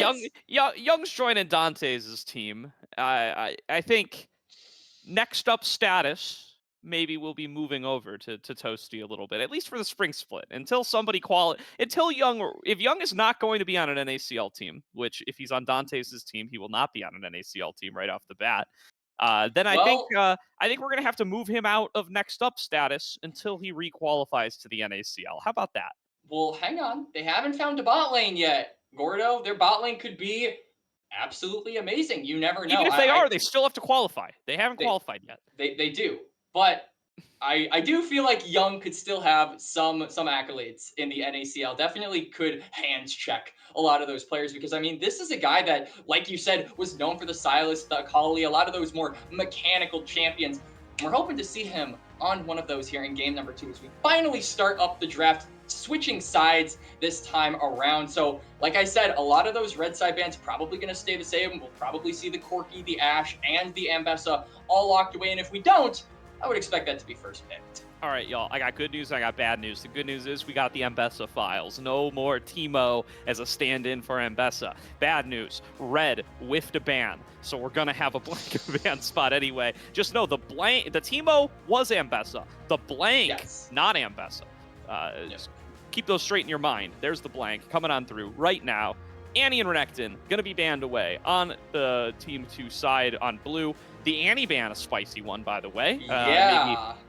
Look, if that's not a call out of Pobelter's age, I don't know what is. Yeah. Yeah. I mean, they don't want him playing a young champion because he's so old. You got to get with the times. You got to play something like Zillion in the mid lane, as the Sejuani is going to be the last ban, followed up by the Braum, which was previously the last ban for Team 2. Now, though, the Yone is open and available, the Ashe and the Corki as well, but most notably is that Ambessa, and immediately that's going to get locked on, and Quacker going to be piloting that one for the time being. And I would imagine Team One maybe wanting to draft themselves a stronger top laner as well and get some attention there, especially with the Ash ban that is signaling more attention being focused around that top side and those solo lanes. Yeah, Quacker and Vesa, that gets me excited, man. This is the kind of yeah. pick I want to see Quacker playing. Is that an Umpty Graves? That's a spicy one too. That feels like way out of left field for Umpty, but that's good. This is the time to be starting to expand your horizons. Play more carry junglers, Umpty. Let's see it. I'm really excited to see what this is going to look like. These in-houses are the time to be showing off some new stuff, especially if you're on the LCS veteran team against the NACL team. You know, play some stuff that's not your bread and butter. So let's see. He is on Skarner in game number 1. That feels like cheating. Let's see how the Graves is going to look. And now I'm wondering with the double marksman if we'll see more of a supportive mid laner actually come out here by Pobelter, something that can generate priority but doesn't necessarily require a lot of attention from the Graves, from the Thresh, which is now locked in by Team 1. CoreJJ and can Thresh. just oh yeah, that's going to be super duper spicy. And especially roaming up with Umpty's Graves, you're going to have a rough time if you are actually probably why they saved the jungle pick here for Team 2, because they have got to draft a champion that can get away and soak up all that pressure. And I don't know what champion that is, to be honest with you. No, we'll find out what they end up going for. The Corki and Yone bans coming through, so trying to take away some of those AD mid laners from Young while they see the Ziggs already locked in. We'll see if this Team 2 is willing to flex that Ziggs around, take a page out of APA's book. Granted, the big team, Liquid team, is, of course, this blue set. That is a Dokla Irelia. That's what I'm talking about. I wanted an aggressive top laner, Gordo. I think it's Dokla Irelia. I guess I shouldn't say it with full confidence. It's a flex pick. It could be for Pobelter as well. There's Young's LeBlanc. Let's go. Let's go, boys. We're really cooking in game number 2. This is a play-by-play stream. It's going to be all gas, no breaks. I'm not even going to have time to have any analysis. They hate the color casters as the Lee Sin is locked in, signaling some more aggression. This top side is going to be all up in your face from Team 2. If ever there was a time that you wanted to call these players on Team 1 old and try to hands check them, these would be the champions to do so. And I mean, Team 1 looks like they responded with saying, we got some hands too. We've got the Graves, we've got the Thresh, the Irelia, and now the Rise, Gordo. So we evolved from going QQQQ on the Irelia to EQ on the Rise. The mechanics are really going to be the name of the game here in Game 2, and I could not be more excited. I was going to say, are we really showing off Pobelter's mechanics here on the Rise? He rolls his fist over the QWE and R keys a couple of times, but no, there are Rise combos. You got to be precise about your choices here and see if he's going to be able to do that as we are on to the Rift for game number 2. Team 1 moving over to the red side, Team 2 moving over to the blue. Team 2 still going to be colored blue up top. Team 2 still going to be colored red up the top. Team 1 blue. Yep. It's going to be confusing. Breezy, not again, brother. You can't have it happen 2 games in a row. All right, there we go. He's going to expend the flash to get out of there. And already the aggression coming out here from Team 1 is they're not even stopping. They're checking the bush. They cancel Breezy's back and are just continuing to bully the Leona. They get themselves a deep ward on toward the red buff, but it looks like they open themselves up on the other side to get deep warded onto on their own red side. So both teams trading vision, going to know where the opposite jungler is for the time being. And that is one of the most important things, I would say, in this game. You can see both XU and Umpty took health pots, anticipating that they're probably going to get some action around that first clear. So having that HP pot to fight is very important. And also taking that red smite. So the aggression is going to transcend just the first few levels. And once that eventually gets upgraded, still that gas pedal is going to be pressed on. Yeah, I feel like we don't get to see enough of the Scorch Claw. They're definitely going to be a exciting one to get to check on out, as it really gives you that little bit of extra oomph when somebody face checks you, and this is a great comp to see that up against us. They're going to be pretty squishy across the board. I expect to see the Ambessa build lean a little squishier, so definitely should be some opportunities here for Umpty to catch someone unawares and get some of that good damage on across. I'm really curious to see this Ambessa Irelia matchup, though. These are going to be some dash-heavy matchups, and should be an exciting one for sure. As they're already going for it here. Dokla Yup, takes here level we 2 go. first, gets the full stacks of the Vanguard's Edge, looking to be able to take him down. Quacker trying to dash away, forced to flash, and Dokla draws first summoner up there in that top lane. I wanted to say first blood, but that's a real game mechanic. You know, we point out that this is basically a young versus old man matchup, and now we've got the original 200 mid lane's years in the young Aurelia, versus old the man old matchup. 200 years champion versus the new 200 years champion. They mirror the status of the players in terms of longevity. It is like poetry. It really does rhyme. Well, look, the real young versus old man matchup is in mid lane. Let's be real here, but it's definitely going to be an exciting one here as we see Quacker and Dokla face off. Quacker losing both summoners early, down in CS, down in levels, struggling already. This is the Aurelia counterpick seems to be working so far. We'll see if Dokla's going to be able to keep it up as another stun comes on across. Another big trade for Dokla, another level over Quacker as he's going to have to wait for this wave to finish off. XU going for an early dive, speared underneath the turret. XU picked up for first blood, gets over aggressive on the Pobelter. And the Rise does what the Rise does best. Targeted root for a kill underneath the mid turret. XU takes aggro there, goes down under the tower. He was trying to do the umpty strat, to 4 camps into looking for an absolutely insane aggressive play, but it blows up in his face. Pobelter very happy with that one as Dokla is continuing to lay the hurt. This is... we don't often get to see Dokla on these heavily mechanical champions, but when we do, you get performances like this. Yeah, really good stuff from Dokla so far here as he's really bringing the hurt to Quacker on the Mbessa. So definitely a matchup that appears to be difficult. Ooh! Pobelter just solo kills Young. Looks like XU is going to be here for the follow-up this time. Lands the resonating strike. Pobelter forced to flash. Double Lift gets killed in the bot lane. Breezy and Scary Jerry come up with a kill in the 2 versus 2. Umpty arrives to try to brawl with XU, going to force him to ward dash back away. And there is action across the board here. I mean, you called it, Quacks, but it's definitely coming to light as CoreJJ is trying to solo kill Breezy. He gets him. Supportal combat at its finest. Breezy versus CoreJJ, but Core manages to win out on that one, but Scary Jerry's not done yet. Oh, he gets one little slow with the mine, flashing in for the auto. Not enough. Dark Passage, shield, keeping CoreJJ alive with the last bit of mana he has to his name. CoreJJ will recall, he gets out safe. Yep, and just like that, he was never seen again, but, you know, we're talking a lot about the matchups in the solo lanes, but just look at the difference between the junglers at this point. It's XU with a longsword, and then Umpty with a serrated Dirk and 10 more CS than Umpty. That's like 2.5 more camps, which is absolutely outlandish 5.5 minutes into the game, especially for a champion like Graves, who is very item dependent, scales super duper well, and can really take over the game once he has a little bit of an advantage in gold compared to his counterpart. And he doesn't just have a little advantage, he has a big one. Okay, finally Pobelter getting appropriately punished. That's a nice Sonic Wave resonating strike coming out of XU. Does not miss those. And a kill goes over to Young, his first of the game, to get this LeBlanc rolling. He does have himself a substantial CS lead, if nothing else. And this is going to guarantee that CS lead sticks.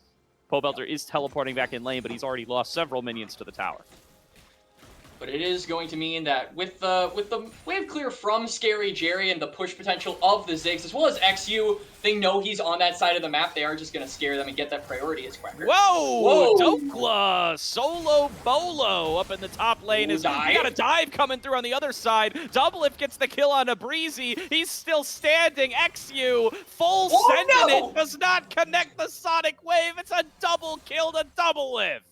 That's the second time. XU, no more dives, please, my friend. What is happening in this game? Team 1 continuing to get micro advantages across the board. They get the grubs as well. Meanwhile, no dragon on the other side as here comes Umpty. Now look, oh my god, oh my god, it doesn't stop. Never mind, oh my, not again! You can't kill him! Double Lift still got it, stays alive with a sliver yet again. Young trying to aggress on Umpty, will be able to get the root here. Force flashed out. Flash forced out, in fact. As this is getting to be a mess. It's a mess. It's whatever you Oh, want to Breezy, call it. come It on, is a man. brawl. Come Okay, here on, comes man. Breezy. Keep Oh it, no. keep it disciplined, brother. It's not gonna happen. Let him go. Okay. Now, there's a missed Sonic Wave. Listen, I'm here to get everyone hyped for the NACL homies. That's my role. That's my job. All right? Doesn't feel like a good time to bring up that Lee Sin is XU's bread and butter. XU's Lee Sin is awesome. I promise. It's not coming through so far, though. Give him some time. Let him get the ulti. I'm sure there'll be some sick kicks. Yeah, but while his is pretty sick, have you ever heard of CoreJJ's Thresh? I mean, this is a pick that he is also quite famous for, if you know your pro League of Legends history. And already you can see the flanks coming through. We've had a lot of dives come through in the mid lane. That's not something that you oftentimes see. This is the third one this game, Gordo, by both teams. They are just constantly on Young and Pobelter, but Pobelter with the priority and the fact that Team 1 have basically taken over that side of the jungle, probably going to just look to go toward the dragon or maybe catch out XU for the 50th time in a row. Oh, XU smells that his red buff is missing, still steps in anyway, gonna get hooked by the death sentence, and this is going to be another kill over to Team 1, fishing for the Krugs, but the Krugs have betrayed him as well. Everything going over to Umpty in this side of the jungle, and XU pays the price. And a 3-0-2 Thresh, the most fed member on the in this entire game, the one with the most kills is CoreJJ of all people. As here we go in the bot lane again. That's a nice enchanted crystal arrow landing on a Breezy, flayed back in. There's the death sentence, crystal clear, textbook Thresh play. Ooh, Umpty pulled out the same, still burned down. Breezy picks up his second of the game. Will be able to get a little bit back there, but now it's Scary Jerry in the 1v2. Nice dodge on the flay, and XU's coming in as well. Team 2 not going to stop going for it. A flash forced out of core as XU arrives. Yep, so XU on the bot side of the map, and now Umpty has respawned, so he will have the ability to kind of play the map rather dynamically. There is still the dragon up, so if he wants to go for that, his bot lane is resetting. Should be, you know, on the map around the same time as him if he goes for something like this blue buff or these wolves, which are up. Or you go to the top side. You can see those grubs are spawning in a little less than a minute. So there are a lot of objectives on the map, and a stark lack of attention being given over to the objectives at this point. But I think once we breach around the 10-minute mark, teams have got to start thinking about getting those neutrals and snowballing their way past 14 minutes to continue their domination. And domination has really been the name of the game for Team 1. Just like we saw in Game 1, they are all gas, no breaks in this early game. Even more so than Game 1, I would wager. Definitely. Young losing some of the CS lead he's built up for himself, still doing quite well in that matchup, especially given the early kills given over to Pobelter. He has now completed the Rod of Ages. Is Umpty going to come in, steal his own camp, back away from XU? Grubs round 2, spawning up here any second now. The first 3, of course, did go over to the LCS veterans. They should be looking to grab the rest of them. Enchanted Crystal Arrow comes out of double lift, dodged by Young. And XU working on those second grubs, going to try to keep things even as Umpty is fishing around over the wall, but outnumbered. I'm actually kind of surprised Umpty hasn't made his way toward the bot side yet and is more concerned about those camps as teleport comes through. Core tries to predict, but now he finds himself on the wrong side of the map. Yeah, here comes the big Mega Inferno Bomb. Going to chunk out double lift. Young able to finish him with a double Sigil of Malice. And that will be a kill back on over to Team 2. 2-1-0, that's where you want Young's LeBlanc to be, and he's really got to be the focus coming into the later game. And a nice lead for Scary Jerry in CS as well, as he's doing a good job farming it up on the Ziggs, getting the teleports. This gold. Pobelter going to use that one. Breezy looks for the stun, doesn't find it, but gets Core, and Core going to be falling here for sure. That kill also to Young. So it's 3 grubs, 2 kills, free reign of the dragon. Team 2 coming back into this one. Oh, but Breezy might be a little too far. I think they spotted him out in that bush, but XU is just around the corner. Scary Jerry as well, so they got to be careful about where they're going to be firing off shots. Who is flanking who? I've said that so many times this series, but it remains it's a mind game. As now it's going to be Pobelter getting 1v3 Dove, but it's going to be a 2v3 before too long. Pobelter blown up too fast. It's another solo kill for Dokla, by the way, underneath the tower. So it's a 1-for-1 cross map. And all of the members of this game are on the bot side, so Dokla's going to get a ton of plates with those 3 grubs that were acquired earlier in this game. And the Irelia, we haven't had a lot of time to talk about the top side of the map, but it has been absolute Dokla dominance here in this game. And finally, he's going to break this tower and be able to be unlocked around the rest of the map. So an added threat that Team 2 have to worry about. If they can continue kind of the trajectory with Young, I could see them playing around a win con similar to what Team 1 are doing with the Aurelia. But it's going to be a lot harder now that you don't have the Ambessa really to help you. Jennifer Sluro coming on across, not quite going to connect. Scary Jerry flashing away. Umpty nearly drops, flashes out to safety. Young doesn't connect the chains, but will finish him anyways. Scary Jerry getting a kill on the other side. That's another pair of kills going over to Team 2. And just like that, they've collapsed the gold lead significantly. And they're going to get themselves a dragon. Only around 2,000 gold, and they're finally starting to get up that late game win con. I say late game with like asterisk next to it, because at this point, you would be waiting around the 33-minute mark for that next dragon, and that's anticipating you take them all on spawn. So a 35-minute dragon, when you have already got 18 kills in a 13-minute game, I highly doubt Soul is going to be at all relevant here in game number 2, but it is still an added extra bonus that Team 2 can rely on to get that extra little oomph going forward. Indeed.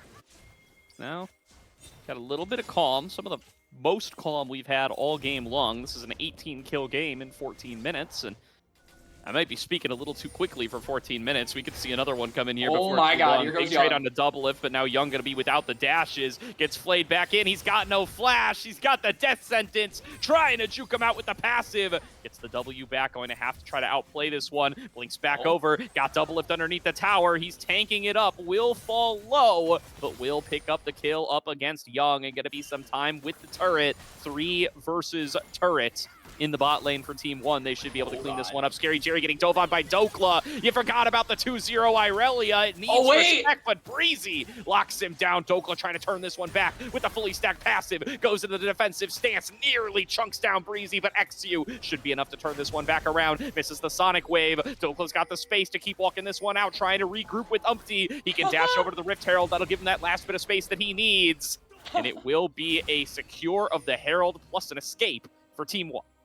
Dokla with the fancy feet, Dokla with the mechanics, is now Quacker wants to get his first kill of the game. Ooh, attempt to teleport away. Oh, Quacker has the burst damage, just takes down Pobelter. Yeah, Pobelter going down there, and finally Quacker getting that Voltaic Cyclosword, so you've got a little bit of extra damage if you are the Ambessa. My biggest concern, though, is you are very squishy with a build like this. Very easy to take down, but you can just as easily take down the squishy members of Team 1. I can't say it any other way, Gordo. This game is literally team deathmatch in League of Legends. Yeah, we're not on Nuketown, we're on Summoner's Rift. Yeah, we're in full deathmatch mode for sure. There's people playing for a little bit of stats for sure. And it's the nature of the compositions as well. Team 2 constantly trying to just pressure with this Lee Sin LeBlanc composition they've drafted for themselves, so they clearly want to try to make some of these picks happen, but they are getting definitely outhands by Team 1 in quite a few of these plays, plus Dokla just demolishing this top lane matchup. He's got himself a 50 CS lead already and showing no signs of slowing down. Pobelter clearing these waves with ease. I mean, he's nearly at the fully stacked Rod of Ages. We'll hit that well ahead of schedule. Enchanted Crystallero connects on a Scary Jerry. He's going to have to try to launch himself to safety with that satchel charge. Returns fire with the Mega Inferno Bomb. Not quite able to clear out the wave yet, and the Rift Herald crashing in does mean the Team 1 are going to get a lot of progress. Double lift stunned up by the Solar Flare, going to get pulled out to safety by CoreJJ. Hook going to connect. They're going to try to focus on to XU. He's going to get slowed up, focused on by Double Lift. He gets the first kill of the fight. Scary Jerry and Breezy going to be slowed up by the Vanguard's Edge on the opposite side. Will be able to fall back in time. Yeah, and they managed to pick off Umti for using that kick. I think he wanted to go for double lift, but just after that lantern was taken, he wasn't able to do so. So he goes down, but really good satchel charges by Scary Jerry. Wants to get himself away from the collateral damage and then wants to escape Dokla re-engaging the fight on the Aurelia. So only 1 kill going over to Team 1. Could have been a lot worse, but thanks to the disengage from the Ziggs, I think they managed to save face somewhat, especially when there isn't going to be an objective for about another minute and a half. This allows them to push out some of these side lanes in the mid lane, in the bot lane, and potentially go for a fight. I say potentially because, I mean, 5-2 Ashe, 2-3 Rise with almost 2 items, 2-0, almost 2 item Irelia. It's a very difficult game to play. They're going to try anyway. Dokla going all in once again, has Bullbelter teleporting in on the side. Focus is going to be on towards Breezy as Quacker was able to use his dashes to get out to safety, but now it's Breezy outmanned and outgunned. Will fall to Dokla, a killing spree to the top laner. And yep, 3 kills to Dokla, almost 2 items. Probably going to reset and pick up that second one for the game. Has teleport, but I don't imagine we'll see a contest here as XU's found double lift. All right, XU got double lift below half HP. Enchanted Crystalero going to come on out. There's going to be the kick into the bomb. A little synergy there from the LCS hopefuls, as there's going to be a flash away from Scary Jerry. Not going to quite get connected by the duo, but will be taken down. Shutdown going on over to Umpty. Yup, and I mean, good leg, good fancy feet, but realistically, how far can those little legs and zigs take you? Breezy, brother, just going in on the 1 versus 3, going to play the price for it, taken down by collateral damage. Quacker is back with a full health bar, but I don't think it's going to stay full for long. Focus on towards the inner turret, it'll fall no problem, and Team 1 say thank you for the extra gold. We're going to back on off. Yeah, Breezy, I mean, going a little too aggressive there. He will, however, respawn around the same time as Scary Jerry, but that time will be too late because Team 1 will already have gotten that dragon. Again, I don't think we're going to get to the point in this game where dragons matter too much, but, oh boy, XU. Wow. Dokla able to very quickly cut down XU there. Dragon secured at the same time. And now it's a 7k gold lead. Remember earlier when we were talking about how they decreased the gold lead? Yeah, we went from 2k to 7k. Yeah, it's right back up there for sure. Quacker getting collapsed on 1 versus 2 again. Let's see if CoreJJ connects the combo. What a dodge there from Quacker. Avoids the Vanguard's edge. I don't know if it matters. It does, though. He is going to be able to get them both low, but doesn't get a kill on either. A successful 2 versus 1 tower dive for the LCS veterans. Quacker trying his best. Not going to be able to get out there, though. And now it opens up the bot lane to be sieged by Team 1 as the Mega Inferno Bomb barely misses out on the recalling CoreJJ. Yeah, I think this tower is gone. The TP is coming in, but let's see if Team 2 can maybe get something back. It's that damage from Umpty. Oh my god. Young took more damage than he dished out there, and that's with a full LeBlanc combo, so that's rough as Double Lift chunked out very low, taken out quickly by XU, who is fishing for Umpty as well. Still does have access to that Dragon's Rage. Doesn't connect the kick, though, so not going to be able to close that gap any further. Umpty in full retreat now. Young flashing forward, but he just gets turned around on. The damage from the Graves with that Scorch Claws, just a little bit too much. CoreJJ waiting around on the flank. They might not slow down on this. They're looking to flex a little bit. They do connect that hook core. Looking for the Dark Passage angle for Dokla, but somebody talked him out of it. Just trying not to get over aggressive here. All right, Pobelter Quacker one-on-one. Pobelter at a disadvantage already. Does have that shield from the Seraphs, but it falls away pretty quickly. Quacker doesn't have the ultimate yet, but he's got plenty of dashes, so he shouldn't need it. Just gets in there and takes down the Rise. Yeah, he didn't EQ hard enough, as now Scary Jerry might not be able to click W enough. Stun, follow-up, quick kill for Dokla. The Irelia damage is getting ridiculous. He's got a Kraken Slayer second item. He's going to be one-shotting some of these squishier members. We called it out earlier in the game, and it is starting to become a real problem for Team 2, just how squishy they are while they're at this much of a deficit. It's a tough game for Team 1 at this point, because, I mean, realistically, this game, like we said, is team deathmatches. Young. Still so young. How could you do this to him, Dokla? He's dead. All right, Double Lift found him. Double Lift going to stamp his mark on that one. Connects the Enchanted Crystal Arrow, says mine. We'll be able to pick that up.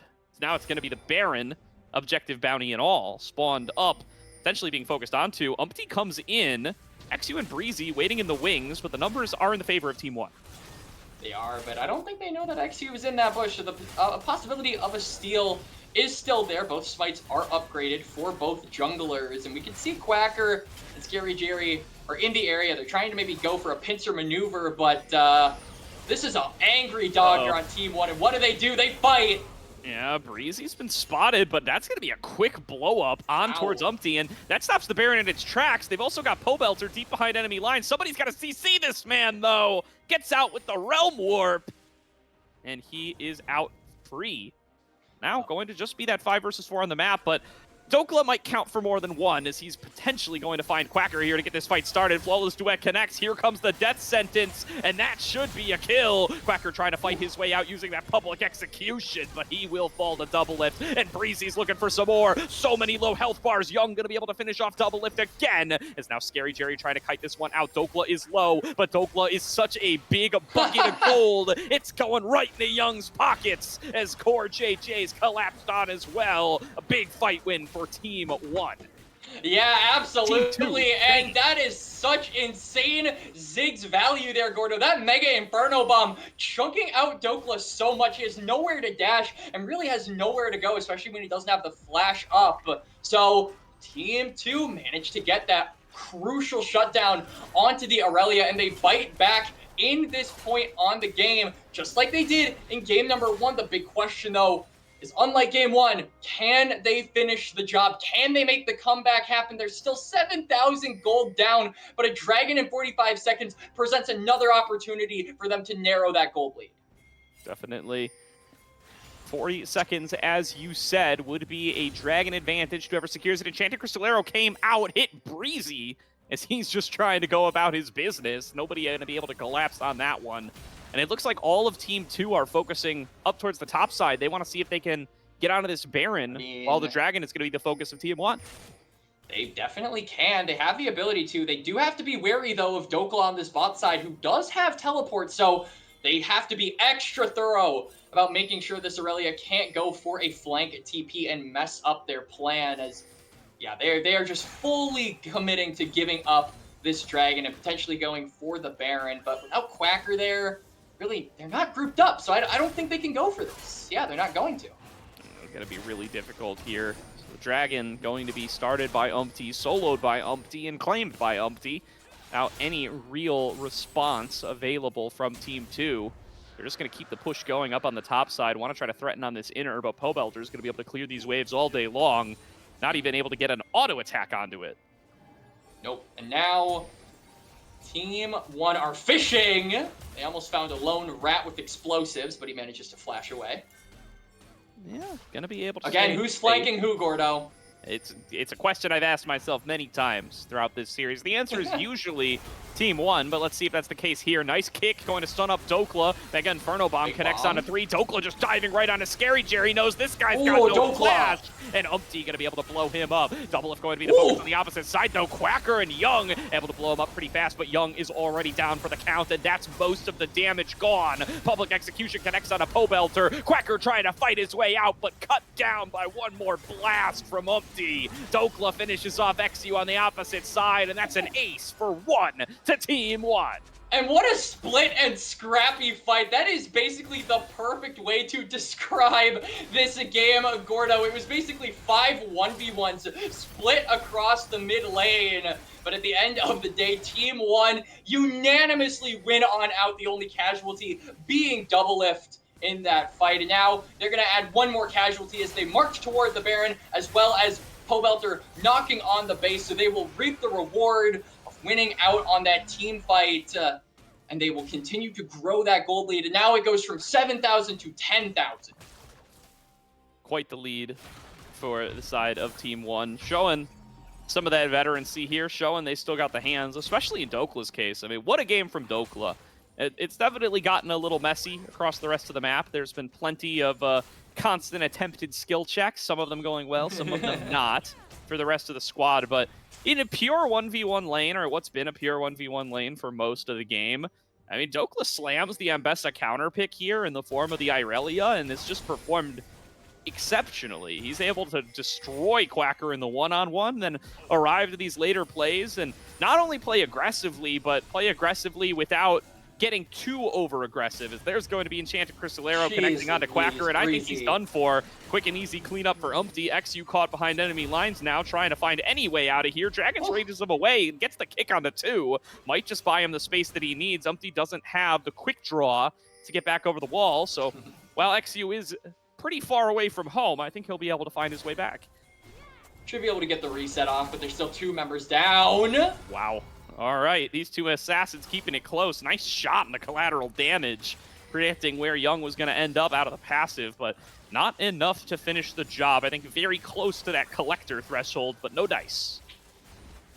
No dice, and now a lot of minions. So we're going to see if they can maybe try to finish the job here. They go on for the engage. Here goes Dokla. Yeah, there's the Enchangar's Edge landing onto several, but not going to be able to get those dashes on through. But it's still 2 waves of Baron minions hammering on the Nexus turrets, so the first one going to fall. 5 members strong is Team 2, and this is where they make their stand. Can't quite get XU into that back line. Solar Flare doesn't connect either. It's already starting to go wrong here as Breezy is caught a little bit forward. There's the public execution back on a double lift. Young goes into the back line, finishes off the 80 carry, but it's Dokla in the front. Takes down 2, stays alive. The rest of the team follows up, and Team 1 gonna take a 2-0 lead in tonight's in-houses as they finish off the Nexus in dominant fashion. That certainly was a game of all time, Gordo. Right from the get-go, we went aggressive. Level 1 invade from Team 1. They never put their foot off the gas. And did we expect anything less in these in-houses? We saw on the Graves, for crying out loud, a champion that not a lot of people associate with him, and he absolutely skill-checked the hell out of everybody on Team 2. Same goes for Dokla. Man, I cannot remember the last time I saw this guy go on Aurelia, but he looked like he had been playing that champion for years professionally. Yeah, I'm thrilled with Dokla in this game. That's the big excitement point for me, because this very well may have been a preview and maybe an ongoing preview of a matchup we're going to see in NACL in 2025, right? From what we're hearing, it seems like we know all the LTA top laners. We don't know all the LTA South top laners, and Dokla's name was swirling in those rumors for a bit, but I'm hearing on his own stream he's claiming he's going to be in NACL. So that's an announcement we're waiting on, but Dokla in NACL, he had a rough end to 2024, but this is looking real good. Yeah, I mean, up against Quackers, so that'll be an exciting matchup. I would love to see Dokla come on down here and kind of test his mettle up against some of the very, very good NACL top laners that we've had for a long time. I mean, you called it a preview, Gordo. This is a preview, and the genre to the movie of Dokla in the NACL is horror. It is going to be a horror show for every single other top laner in the league. If this man performs like he did in games 1 and 2, you better start counting your days. If you're Quacker, if you're Zamudo, hide your kids, hide your wife, because the man in the top lane, Big Dokes, is coming for you. Very possibly, and going to be an exciting season for sure. Lots of little previews across the board here. The XU, another matchup that we might get a little bit more of in 2025 if some of those rumors pan out to be true. So excited to see these guys face off again coming into game number 3. We're going to throw it to a quick break here. We'll be back before long as CoreJJ In-Houses continue. We will have at least one more on stream tonight.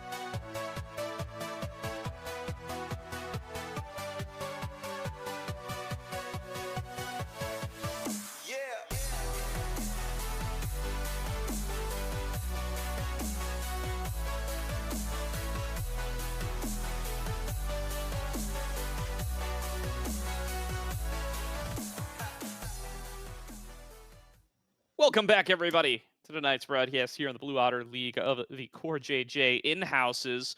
Got the same squads facing off for the third time tonight. So far, the LCS veterans have come out on top twice in a row. We got one more full Fearless draft on stream for you guys, and we're going to find out this is what it takes for the Team 2 or the Tier 2 hopefuls to be able to come out on top. Yep, and I feel like we've seen the carries come from a lot of unusual places. In particular, the last game, we saw Dokla absolutely smashing Quacker in lane on the Aurelia, a pick that not a lot of people associate with him. And then Umti on the Graves, another champion that isn't really associated with his playstyle, especially since he joined Team Liquid. He's more known for the Sejuani, the Maokai, the weak side-esque setup jungle champions instead of those big carries. But he did carry in game number 2 alongside his top laner. So breaking the molds of what we expect from these players, and that could maybe transfer into the LTA next year. And that leaves me very excited to not only see what we're going to have in the future for 2025, but also, thinking more recent, what we're going to see in game 3, Gordo.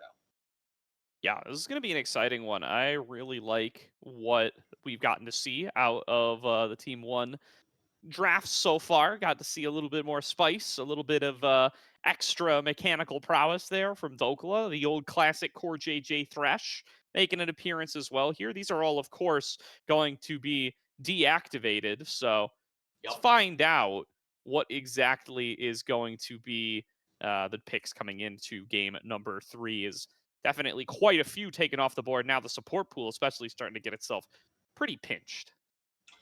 Yep, absolutely. And, we kind of talked about it in the pre-draft of game number 2 as well, but those B1s are gradually being snipped away as the game goes on as well. The Ambessa being taken away, the Ashe now being taken away. You expect those to be popular B1s, but they're no longer available. Really, the only big one is that Corki, and I would imagine we'll probably see that banned in game number 3. So again, you're going to have to get inventive. You're going to have to get creative. But after seeing game 2, I don't doubt the team's or the players' ability to do so and really come out with some of the unorthodox picks that flip this game on its head. Definitely. So we'll find out where the priorities are going to end up sitting here as we do get into draft here, hopefully before too long. Do really want to see what we get in bot lane, especially as it started to look like a lot of the storyline you may walk away from tonight is those LCS veterans, they really got the advantage coming in here. They've slammed both games, and while that's been true to some degree, I think the bot lane's been pretty back and forth. Scary Jerry and Breezy coming up with a 2v2 kill last game, had a CS lead on Jerry for the majority of the game, at least until those pesky junglers started getting involved. And that's definitely a good look from them on that Ziggs Leona lane. I'd like to see what they're going to be able to cook up here for game number 2. Game number 3.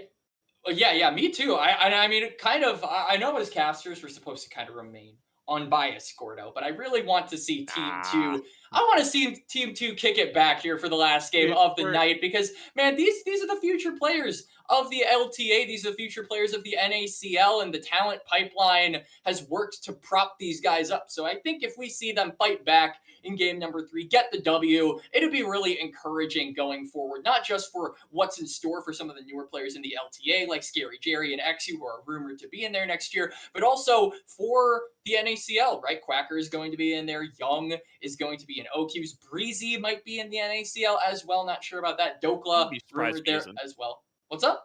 I said I'd be surprised if Breezy isn't. Yeah, for sure. I mean, Breezy's a beast. Sport's a little shallow too, especially we lost Winsome to the LTA South. We lost Chime to law school. We're running out of those lawyers will get you. Yeah, like for sure. I think there's a good chance we see Cryogen and Mixture this year, but maybe past that, I think sport's a bit of a shallow pool. I would be very disappointed if we don't have Breezy in the league for 2025. So that's an exciting one. And speaking about bias there, Quacks, I mean, come on, man. They got us on the stream, all right? There's plugs for our NACL podcast in the lower left when we're in game. And we're streaming on the channel of an NACL team. Hey, we're going to be cheering for the Blue Otter you're right, player. Right. We're going to be cheering for the NACL more laden team. We're going to be cheering for our freshly promoted players to try to get people excited. I have no shame on this. Nope. I'm also going to be shameless here in game number 3 about declaring my support for Team 2. You know, I love Double Lift, I love Core, but come on, guys, we got this, as we are going to get into draft for game number 3, and just like game number 2, Team 1, Blue not side has banning. 3 no bans. My boys are handicapping themselves. Oh wait, there goes Seraphine.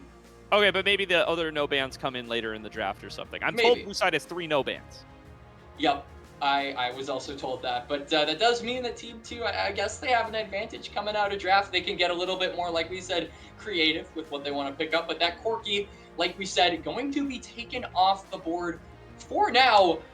What does it mean that they only banned the Seraphine? Who on Team 2 is really proficient with that champion? Maybe it's a Young thing or a Breezy thing, but Janna going to be the last one taken off the table. Now, Team 1 on the blue side have the opportunity to go for a big power pick, but I'm really interested. I'm really curious to see what it is, because a lot of them have been taken away, and it's looking like Umpty, you know, he was the carry in game number 2. Who's to say he can't be the carry in game number 3? I'm gonna say it's Manui with a steel chair coming in to sub in for Team 2.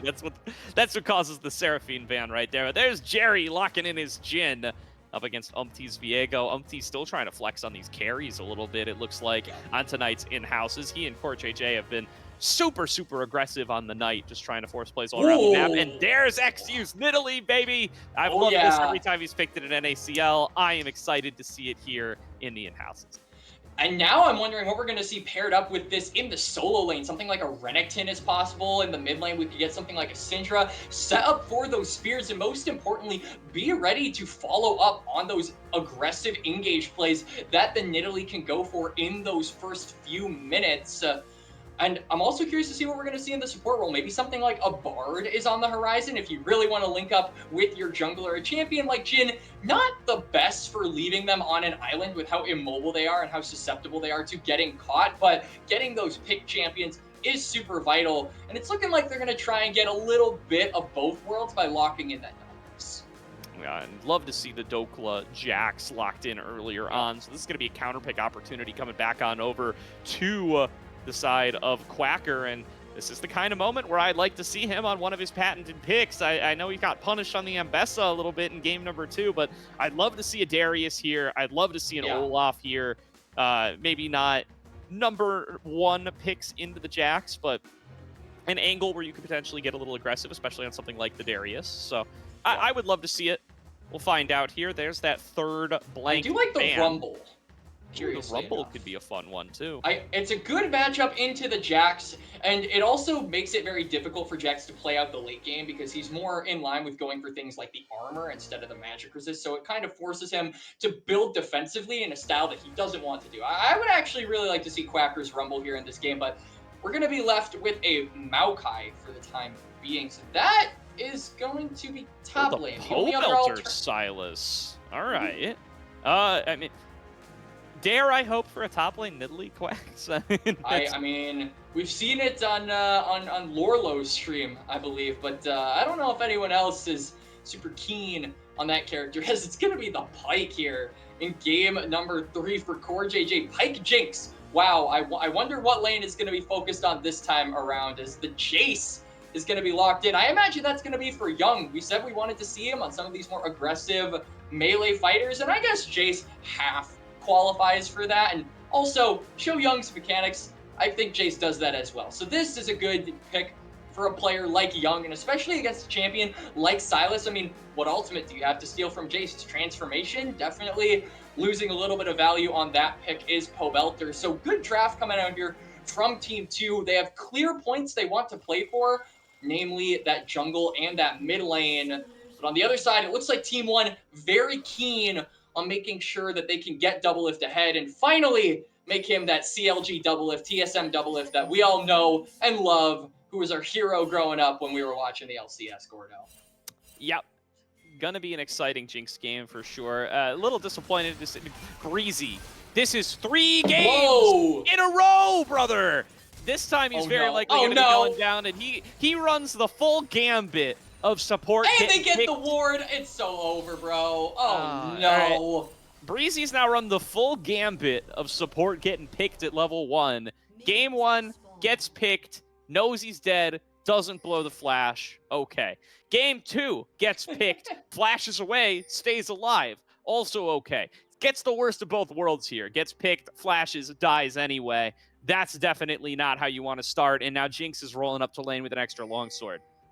Rolling up to a lane with an extra longsword, but no flash as well. I mean, Breezy does have the Hex Flash, so there is an opportunity, especially when you're with the champion like Nidalee, who doesn't like to full clear and is starting on that top side. There is a world where XU kind of says, okay, I can go for something like a 3 camp and immediately try to punish this flashless Jinx. But you are on a timer if you are Team 2, because with that extra longsword, this Jhin and this Nautilus are going to get heavily bullied. Absolutely here. So we will see how they're going to be able to perform in lane up against this Pyke with this Jinx already ahead. Scary Jerry going to get hooked early, but getting right back in there is Breezy dropping the Ignite, trying to execute the Pyke, and Scary Jerry will get the first kill of the laning phase. Doublelift's going to be able to run down Breezy here, though, and no summoners left means he's not getting away. And Scary Jerry is low enough that Doublelift is hunting for him. Will just give up, knows that he can go back and get the CS, so Scary Jerry will get out with his life. So it's one apiece for both the bot laners, but an advantage for Team 2 nonetheless. Scary Jerry blowing that flash, and Doublelift still doesn't have his, so the junglers who are both pathing toward that lane, I expect are wearing an apron right about now, ready to get served up their dinner, which is going to be those pesky 80 carries. Absolutely here. And so, there is going to be quite a bit of an advantage to Doublelift here as he finds himself 2-0 already. Quite the lead going over to him. And now going to be a big threat coming into the later game. That execute on a CoreJJ for Scary Jerry going to help him keep pace, but Doublelift still just going to be 1 kill ahead for now. And Doublelift not really able to spend the gold of that second kill means that he's not as strong this time around. He does, however, have a level advantage for the time being. But a massive wave stacking in this bot lane means it's going to be a lot easier for to potentially visit, which he is going to do. Yeah, fighting potentially starting off here, and Breezy going to get taken down very quickly. Going to just execute him down, and going to be able to get his first of the game there. On the reset with the Nautilus here, hook back in on a Scary Jerry, and here's a big anchor coming at you. First on the scene. Young looking for a solo kill. And there is the young man in the mid lane coming up with a solo kill on a Pobelter, giving hope back to the Team 2 squad. Flash auto attack. I could make another Arcane reference with how hard he hit him with the hammer there, but I'll stop for now. I already made one of those, but Young showing off his mechanics here in game number 3 on the Jace. Finally gets himself an advantage over Pobelter. It really feels like Pobelter has run away with a lot of advantages in both of these games. So to see Young be kind of the apex in this laning phase for the time being, he has the ball in his court. The question is, can he slam dunk it? And what is he going to do with this item advantage he's found himself with? Yeah, that is the question. What an item advantage does for this Jinx, though. And going first item, Serrated Dirk on the Jinx, by the way. I don't know if this is standard, but that's pretty spicy there. I think it is. Yeah, a lot of just go collector first now. That's how 80 carry meta is on this patch. Gross.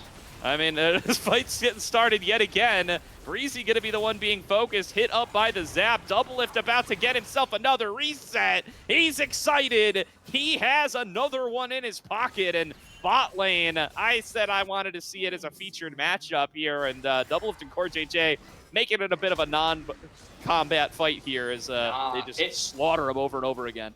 Yeah, it's not so much a feature-length film as it is like a short Pixar film that'll go to the Oscars and win Best Picture, but because Doublelift is just acting the part of the villain here in this lane, he is destroying Breezy and Scary Jerry as XU. Good dodge there by CoreJJ, 2 good dodges by CoreJJ. He gets out scot-free. Yeah, XU trying to get involved here, going to be able to find CoreJJ. Oh, spear nearly connects on a double lift and will force him out of the play. Breezy coming on in to get involved as well. They dodge away from the zap, but look at Umpty. He's coming in from over the wall. He's about to make this into an unfair fight. The stun connects, and XU has to flash away. Now it's Breezy deep behind enemy lines. He has to flash away to safety as well. Double lift gets hit by a spear though, and Deadly Flourish nearly connects. He's able to dodge out on that one. In this 3-on-3, it's staying close. Quacker knocks back away Dokla, who's looking for a solo kill of his own. Stunned underneath the turret. Solo kill to Quacker. The NACL solo laners coming up here in the 1v1. Quacker living with the skin of his teeth, but he gets the solo kill onto Dokla. He burns the flash from the Jax, and he'll be able to come back to lane with a small item advantage, but the grubs are up, and Umpty is still in the bot lane hunting Breezy, or Gordo. Yeah, definitely becoming a bit of an issue here. Is Umpty going to be able to take another one onto Breezy? And that's 5 deaths for Breezy here in 6 minutes. He is not having the greatest of Nautilus games, although this is some traditional Nautilus shenanigans, I won't lie. It definitely is. That kind of is the place where Rel is, right? Everyone jokes about the Rel Death Fund around Worlds when you're doing your pick'ems. Nautilus, though, I would say he takes 2nd place, and then 3rd place can be like Leones. Young might be 4th place. Yeah, maybe. Here's the focus coming through onto Young. Flashes out underneath the turret, taken down. And it will be a 1-for-1 trade. Young going to fall, but so does Pobelter. Young going to be the one walking away with the kill credit, while CoreJJ gets it on the opposite side. That's before Death from Below arrives. Breezy, if that anchor hit the turret, I was going to lose my mind, but he knows the range, so he is perfectly fine. Yup, and they managed to at least bully, for the time being, the remaining members of T1 who are in this mid lane and get themselves some priority. It will allow XU and Quacker to link on up for these grubs, so they get the first objective of the game. And contrary to what we saw in game number 1 and 2, there is no cross-map play on the other side. It is just double lift, getting plates, and Pobelter getting a kill onto Breezy. That's 6 now, donating to the Nautilus Death Fund. All right, 6 kills. On to that Nautilus, and more money going over to Team 1. Young arrives to the scene, but isn't even looking for double lift. He'll be able to just walk away. Scary Jerry and Pobelter trading in mid, but the level advantage making this pretty Pobelter favored. Pobelter's going for it underneath the turret. Rocket comes out across. Pobelter, not again. Gonna be a 1-for-1 trade, but I think Scary Jerry will take that. Yep. I mean, yeah, definitely good for Scary Jerry there, because he's going to be able to get some items and finally will get some gold into his pocket. It feels like he has been kind of starved in the last few minutes since that bot lane exchange. He hasn't really gotten much, and especially looking at all the resources that Double Lift has gotten in this game, 3-0 and 2, practically doubled the CS that Scary Jerry has, as well as 2 tower plates. This Jinx is very far ahead of the Jhin, so to be able to narrow that gap a little bit, certainly in the best interests of Team 2. Absolutely is here. So now there might be potential follow-ups coming through in the bottom lane. Scary Jerry going to be in a little bit of danger here, but clears out the wave, and it looks like they're not really going to look for too much more, and probably the right decision as XU is in the area. They're actually going to open up with the curtain call, trying to focus on the double lift. Not going to quite be able to land that dredge line. Double lift falling low, though. Blocking out on that last shot is CoreJJ. Double Lift will still be alive with a couple hundred HP. Scary Jerry advancing forward. 4th shot at the ready. But Umpty's in the area. Trying to get involved. XU coming on in, but he's going to be a little bit late. Focuses on to CoreJJ. Is Scary Jerry able to get himself into a safe position? Going to be the first kill of the fight as he takes that one down. Double Lift now low as well. XU getting involved. Here comes Umpty trying to get the collapse on through. Double Lift gets spotted by the ward, but the damage out of Umpty is just too much. Team 1 come up with the fight 2 for 1. And Umpty, the big breadwinner of that exchange, 2 kills to his name, 4-0 and 1 now on the Viego. I'm wondering if he actually decides to go for this dragon or just chooses to go for the reset, because he'll be able to come back to the dragon now with his first item. So the Viego going to get a significant item advantage if they choose to fight for this dragon, which I would imagine Team 2 probably not in the mood for, as they are finding themselves 2,000 gold behind. Oh, another fight breaking out here. Pobelter going to get taken very low, but it's only Young who ends up falling here. Breezy is just not going to have the oomph to be able to really turn this one around. As now follow-up coming through from Pobelter. The focus there is enough from Core and Pobelter, though. They take Breezy down for the 8th time. Breezy continuing to just be cannon fodder here in Game 3. XU potentially on the prowl, but right behind him, is Umpty, who is a bigger and badder fish, now completing that Trinity Force. So you definitely don't want to mess with him at this point in the game. He's got a level advantage. He's got, actually, there's the Leandry's complete as, Scary Jerry. Ooh, Scary Jerry focused underneath the turret. Double lift goes on a rampage. Easy job for him to be able to take down the exposed Jin, and now working onto that turret. Very low on plates, should be able to clean that one up, no problem.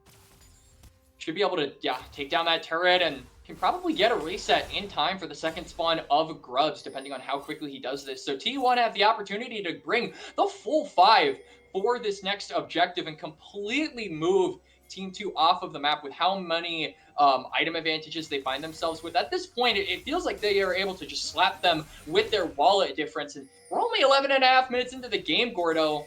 It's been a dominant game from Team 1 so far. It really has been. His fight starting off once again. Pobelter going to get taken down very fast, but he did get the dredge line, or the depth charge rather, onto multiple. Scary Jerry getting some good damage on a cross though, off of that curtain call. Not going to be able to take down Umpty, but gets very close to doing so. Dokla now in the middle of the enemy lines. Quacker going to try to knock him back in, able to get back to the other side. One more shot from Jerry will be able to take down Umpty. Are they done yet, though? Double lift still returning fire, keeping tabs on this turret, keeping it safe. And CoreJJ wants to see if he can net another kill over to his Jinx. Doesn't connect the harpoon, though, and Scary Jerry makes him pay for it, nearly able to pick up that kill and forcing them back with the amount of damage he's built up on this Jin. And now they're finally going to be able to get some of these Grubs for themselves. And the positioning in that fight was beautiful as, oh no, Scary Jerry's positioning is off! Ooh, easy cleanup there for CoreJJ. He gets himself another one.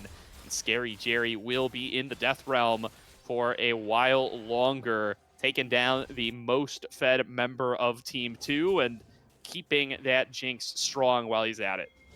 And he's 5-5, which I feel like should be against the Geneva Convention for all Jin mains, Gordo. Definitely here. Breezy approaching alongside Young. Focus is going to be onto Umpty, who is working on this frog. Wants to be able to secure it here. The focus coming forward on towards Umpty. Hook doesn't connect. Umpty just dodging everything here. And he's going to be able to waltz out, no problem. Has Pobelter at his back. The rest of the squad my God, Umpty, calm down! Well, CoreJJ trying to get involved. Umpty forced to flash away as the depth charge does connect. He's still able to avoid all the skills. And now Double Lift is here, and the fight is turned on its head. The focus is going to be on Jerry. Gets hooked back in by the harpoon. Pobelter coming on in, going to be able to fire off another shock blast. Advances forward, comes in, gets himself the double kill. XU nearly taken down. Deadly Flourish almost finds him. Won't be able to get him this time, but Umpty has got the mobility, trying to hunt him all the way down, but XU able to stay safe for now. And oh my God, the fancy foot onto Umpty, and that entire exchange is out. Oh no! Oh, XU nearly able to find the execute there, looking for the bushwhack. Can't quite find it, and CoreJJ now needs to use the red buff as a shield, as one more spear would be the death of him. Quacker coming in for the backup now, going to be that front line that they need to be able to keep this fight going. Double Lift waiting in mid lane, working on the turret that he's been left alone with, and he should be able to cut that one down, no problem. Rift Herald is available. Everything's a mess, but the fight is coming up Team 1 every single time. And can we get a quick little comparison of gold graphs between the 80 carries? It is double the CI, 2,000 for the 4 advantages in Double Lift, 4-0 and 9. 7,000 gold to 2,000. That is absolutely insane when you consider that we're only 14.5 minutes into the game. Absolutely insane indeed, and just nothing that it seems like Team 2 has been able to muster for it so far. They do get themselves an objective bounty here as they finish on off the Rift Herald, but seems like once Team 1 redeploys, they're going to be the ones finding fight after fight, time and time again. Young waiting in the bush here, but I don't know what he's going to be able to find. XU getting a little bit of damage on a cross, but finding that he is outnumbered.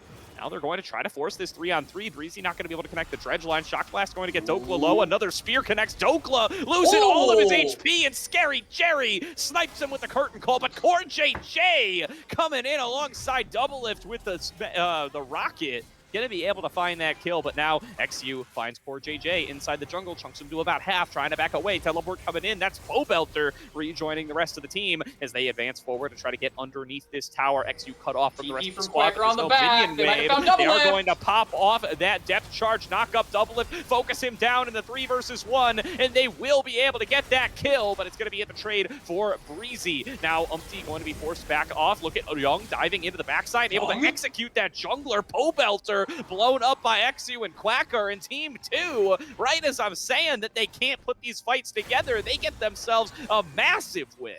And it's all due to Quacker's teleport on the flank there. The Maokai finds its target in double lift. They take down the Jinx and they press their advantage in numbers, get themselves a few more kills onto Umpty, onto Pobelter. They siege this top side and should be able to get this turret. They can recall now and maybe look to go for this dragon, but all the members of T1 will eventually be respawning, and teleporting is now Young. Might be in trouble, Gordo.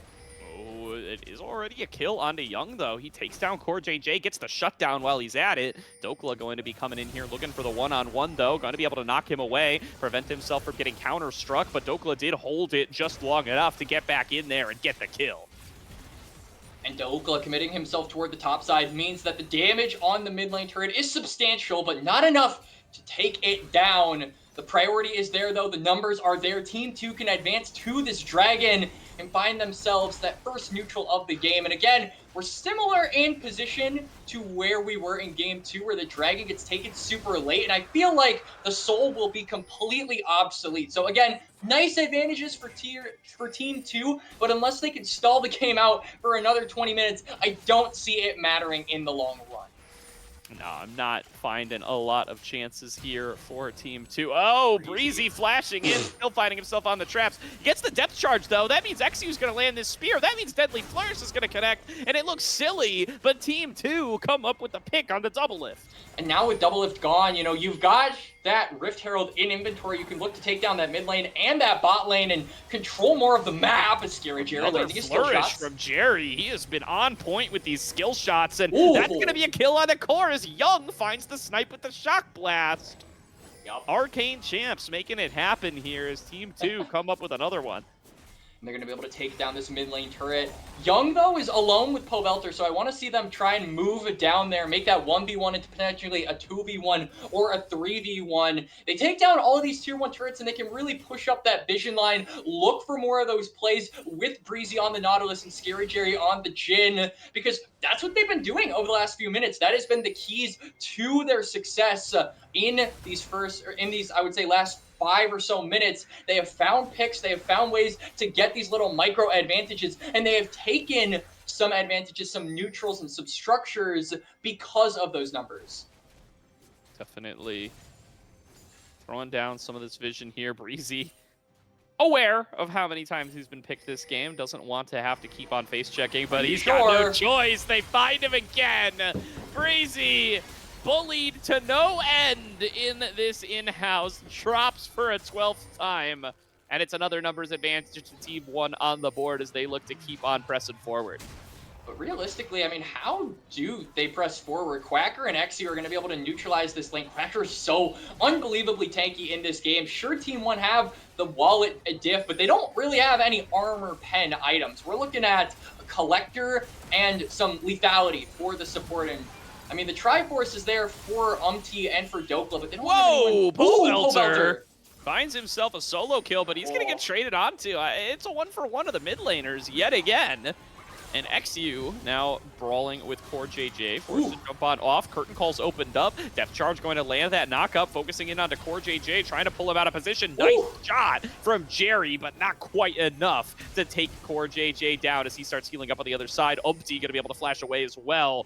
They get 2 members low, but they just don't quite have the damage to be able to finish it off. But now Double Lift is caught. He's got no flash. He's going to get taken down, CC'd up, trying to trade back onto XU, but Scary Jerry will finish him off.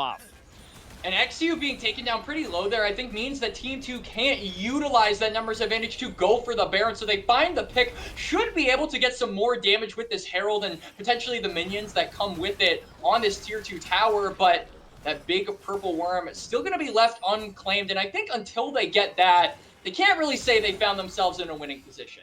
Not at all. And here comes CoreJJ on up the again. flank. Quacker going to be able to hook him back in. I don't know how fast they're going to be able to take him out, though. Bowbelter arrives on that flank, is going to be able to take down Breezy. Now the focus is onto the tree. Quacker tanking it all up, trying to just stay alive and buy time for the teammates, trying to keep Jerry safe, but the chains connect, and Upti is going to be able to finish him. Here comes Young arriving with the AoE damage, going to be able to take down Bowbelter, and was able to take out Upti as well. So it's 3 members down on each side. CoreJJ would have died to that shock blast, but is able to keep himself safe now, looking to keep this fight going. This is the DPS that they need to be able to work their way through Quacker, but they've lost too many teammates, and Team 2 actually force a stalemate.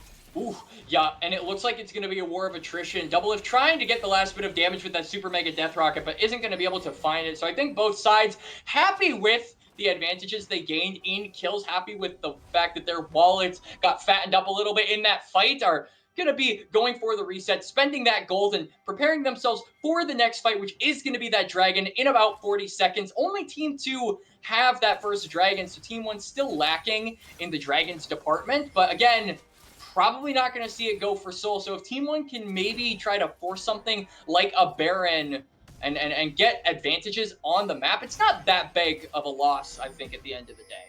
No, not at all. So what a win here for the side of Team 1. Be able to come on up with that. Well, they There's found the Core. hook on in. They are going to be able to take down Core. And Quacker now going to be another kill richer. Going to be with a numbers advantage for the rest of Team 2 as they look to get onto this dragon. This is only the second dragon taken all game long, Quacks. It's been all about the violence, and still going to be getting themselves that objective lead, but the Soul pretty far off. Close, and of all people, Breezy manages to secure it as Young. Young and Now Dokla Dokla does not have the flash. Now all the members collapsing in. Dokla going to get caught in his old 1 versus 4 that we talked about in game number 1. Will end up falling there. XCU gets that. It's some alone time for Bowbelter on the top side, but they got the response with Young's TP. Yep. Beautiful snap decisions coming out here from Team 2. They look a lot better in just being able to be quick, reacting to Team 1. All of the pressure that they're trying to lay down has been responded to beautifully as Breezy goes for a ride. Gets himself out there with the Spider-Man, throws down the depth charge. XU is here. Scary Jerry coming in on the side. Breezy flashes in, but he doesn't have the root ready from his passive, so CoreJJ continues to slide out of there with the Phantom Undertow.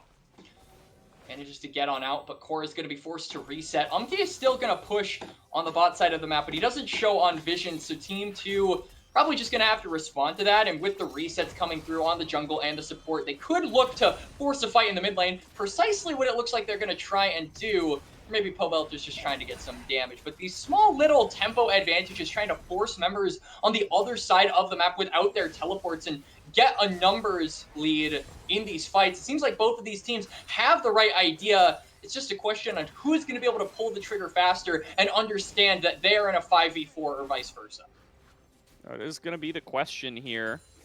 Team 2 still been on the back foot for a lot of this game, but starting to get a little bit more ground later on, especially off the back of this tanky Quacker. Will it be enough for them to be able to actually find some of these fight wins that they have been fishing for forever?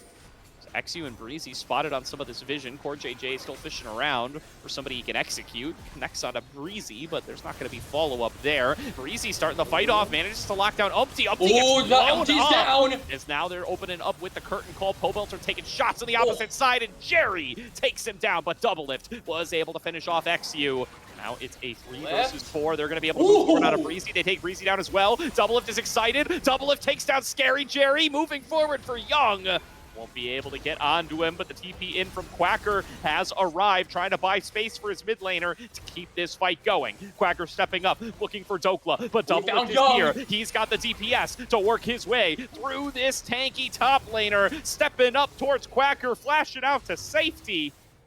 Quacker will stay standing for now. Dokla losing some health in the extended trade, though. Root not going to connect. Doublelift still firing through rockets. Shock Blast connects from Young, and all the health bars are low. Everybody just decides they've had enough. I definitely foresaw Doublelift maybe going for a pentakill there, but he isn't able to find the reset onto the 4th member because they managed to hold fast. Young maintaining his advantages on this Jay, still holding on to that shutdown gold. And same goes for Quacker. And yeah, I agree totally with what you said, Gordo. Quacker is super tanky. Anytime he is in a fight, it feels like Team 1 get very split. You know, he's cosplaying the tree very, very well because he is quite literally rooted in all of these fights, and they cannot seem to find an axe strong enough to cut him down. Nope, Doublelift is supposed to be that axe, but he doesn't have a Last Whisper completed yet, so...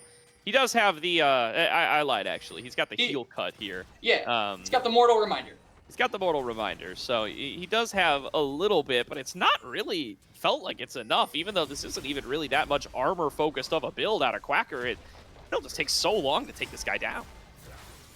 It definitely does, and I think that longevity can really, really help champions like the Jhin and champions like the Jace who have a consistent stream of damage.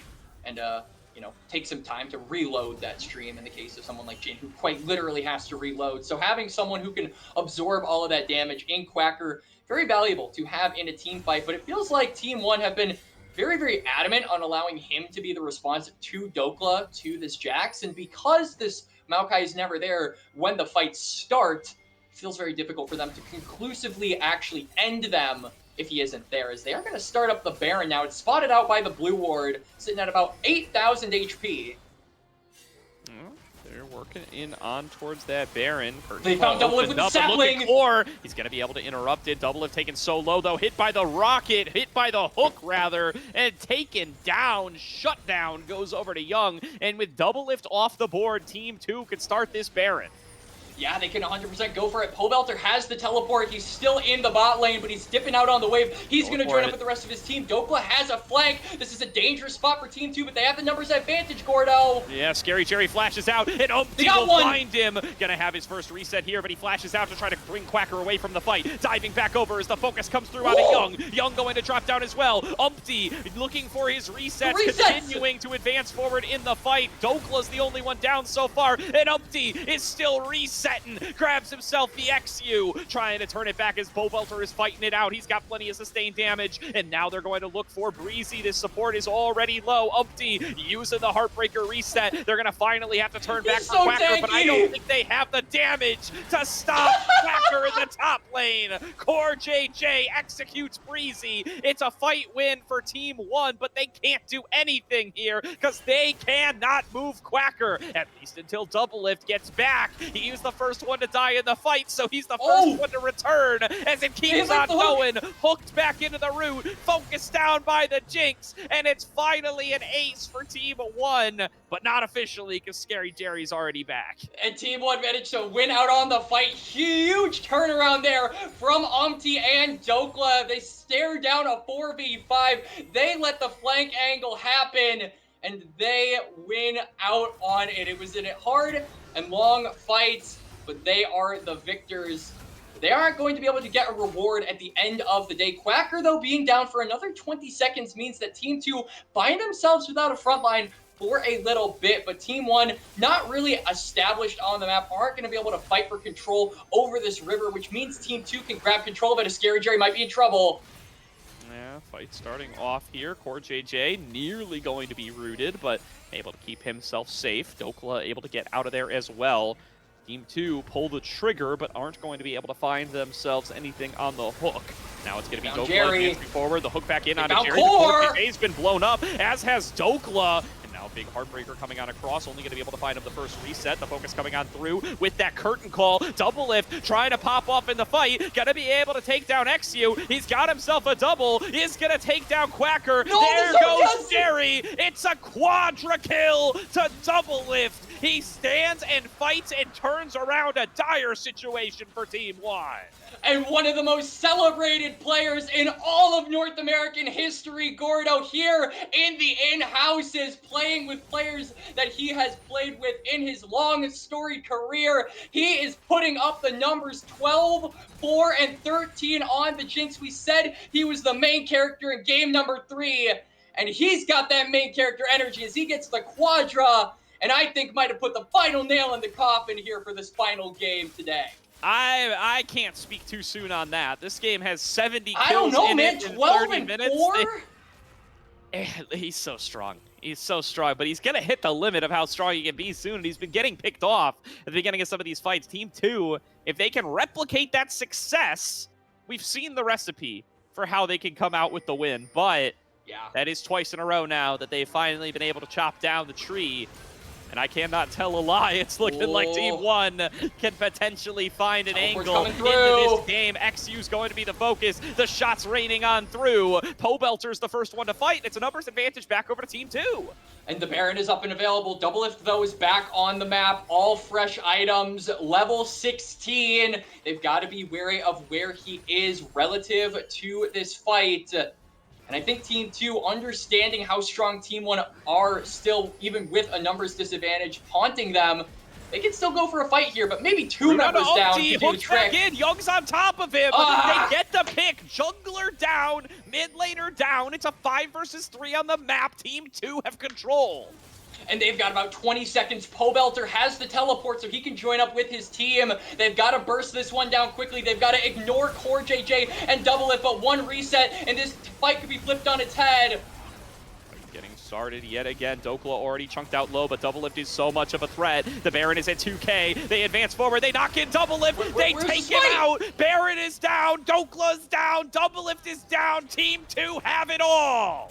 They have it all, and all their members are up and available. Gordo, they're marching down the mid lane. They've got about 40 seconds before they have got to worry about a full 5-on-5 fight, and they want to try and change those odds. Breezy narrowly whiffing the hook, but they've got the 6 grubs. They've got the Baron buff. They've got the 5 members. They could do it here right now. They got Pobelter isolated. He's down for 50 seconds. Doublelift still gone for 25 as well. Umpty gonna need to find a miracle fight with CoreJJ at his back, hooked back in. They're gonna do it. Chain CC'd and taken out. Team 2 still at a gold deficit. At a gold deficit the whole damn game long. Come up with an ace. Come up with the win. They're gonna put one on the board before we're done for the day. And Team 2 turn it around. It's Christmas here on the stream, Gordo. We said we wanted a Game 3 win for this squad. That's exactly what we got. Hard fought, especially in the case of Breezy. More so mental, I would say, for that guy than physical. But everyone else, Young, XU, Quacker, Scary Jerry, I'll throw Breezy in there as well. Why not? Great effort, and it pays off with a win. This is the future of North American talent. Ladies and gentlemen, bear witness as they made the impossible comeback possible, and they upset some of the most storied members in all of LCS, LTA, whatever you want to call it, history. Huge win here for the side of Team 2. Bring back those Doublelift getting pick memes, though, man. I mean, you're going to have to do it can't after how escape this them, can game he? went. Certainly not like this, but a well-fought series from Team 1 for sure. Getting leads early on in all 3 games, hopefully, definitely given some information over to Team 2 about where they need to shore up some of those early games, because there was definitely quite a bit done by Umpty, especially. I think his early games, all 3 games in our featured series tonight, have been fantastic. Yeah, absolutely. I mean, a lot of people talked about Umpty being the weak link on Team Liquid, especially when they went to Worlds. But this guy, I feel like we got to see a new side of him that we don't often get, Gordo. A side that is played for, a side that can reliably be a carry. I feel like a lot of people have labeled Umpty as this weak side guy who sets up for his lanes, but we get to see him in the driver's seat this time around. And especially on that Graves, he was going 125 miles an hour, running over everybody that got in his way, and it certainly was a sight to behold. So I'm hoping when the LTA starts, we get to see more of that, because that was one fun thing to witness. And all of these players, you're going to be able to witness them in Tier 2, in Tier 1. These are the players for the League of Legends scene in North America, and they came here to play, they came here to fight, and I hope these 3 games was a good indicator of what's to come. Definitely. Big shout out to CoreJJ for hosting these as he does every offseason, and for bringing on Blue Otter and us to be able to cast. Appreciate it to all the folks at Blue Otter and for everybody who tuned on in. It has been a party, but those are going to be the only 3 games that we have to feature here on the Blue Otter channel tonight. Keep your eyes on CoreJJ's stream and his Twitter, though. He's Yes. always bringing in different folks to do these in-houses, and he's usually streaming them on his own channel as well. So you're going to want to be able to check those out. Hopefully we get to do this again, though, Quacks. This was a bunch of This was a fun. blast, man. Oh my god, it was so. Thank you to the people at Blue Water for letting us in on this. This was one of the most fun series I've ever casted. Probably the highest up series that I've ever casted in terms of overall skill. I mean, we've got literal pro players en masse for this series. So yeah, absolute blast. And I agree with you, Gordo. I hope we get to do this again sometimes because I would 100% say yes. Absolutely. It was a ton of fun, but that's going to do it for tonight's stream. So thank you, everybody, for tuning in. And then shout out to Chris on production here. Really appreciate Yes, thank you, everything that Chris. he has been able to do. But that will do it for tonight's broadcast. Thank you all, and we will see you guys next time.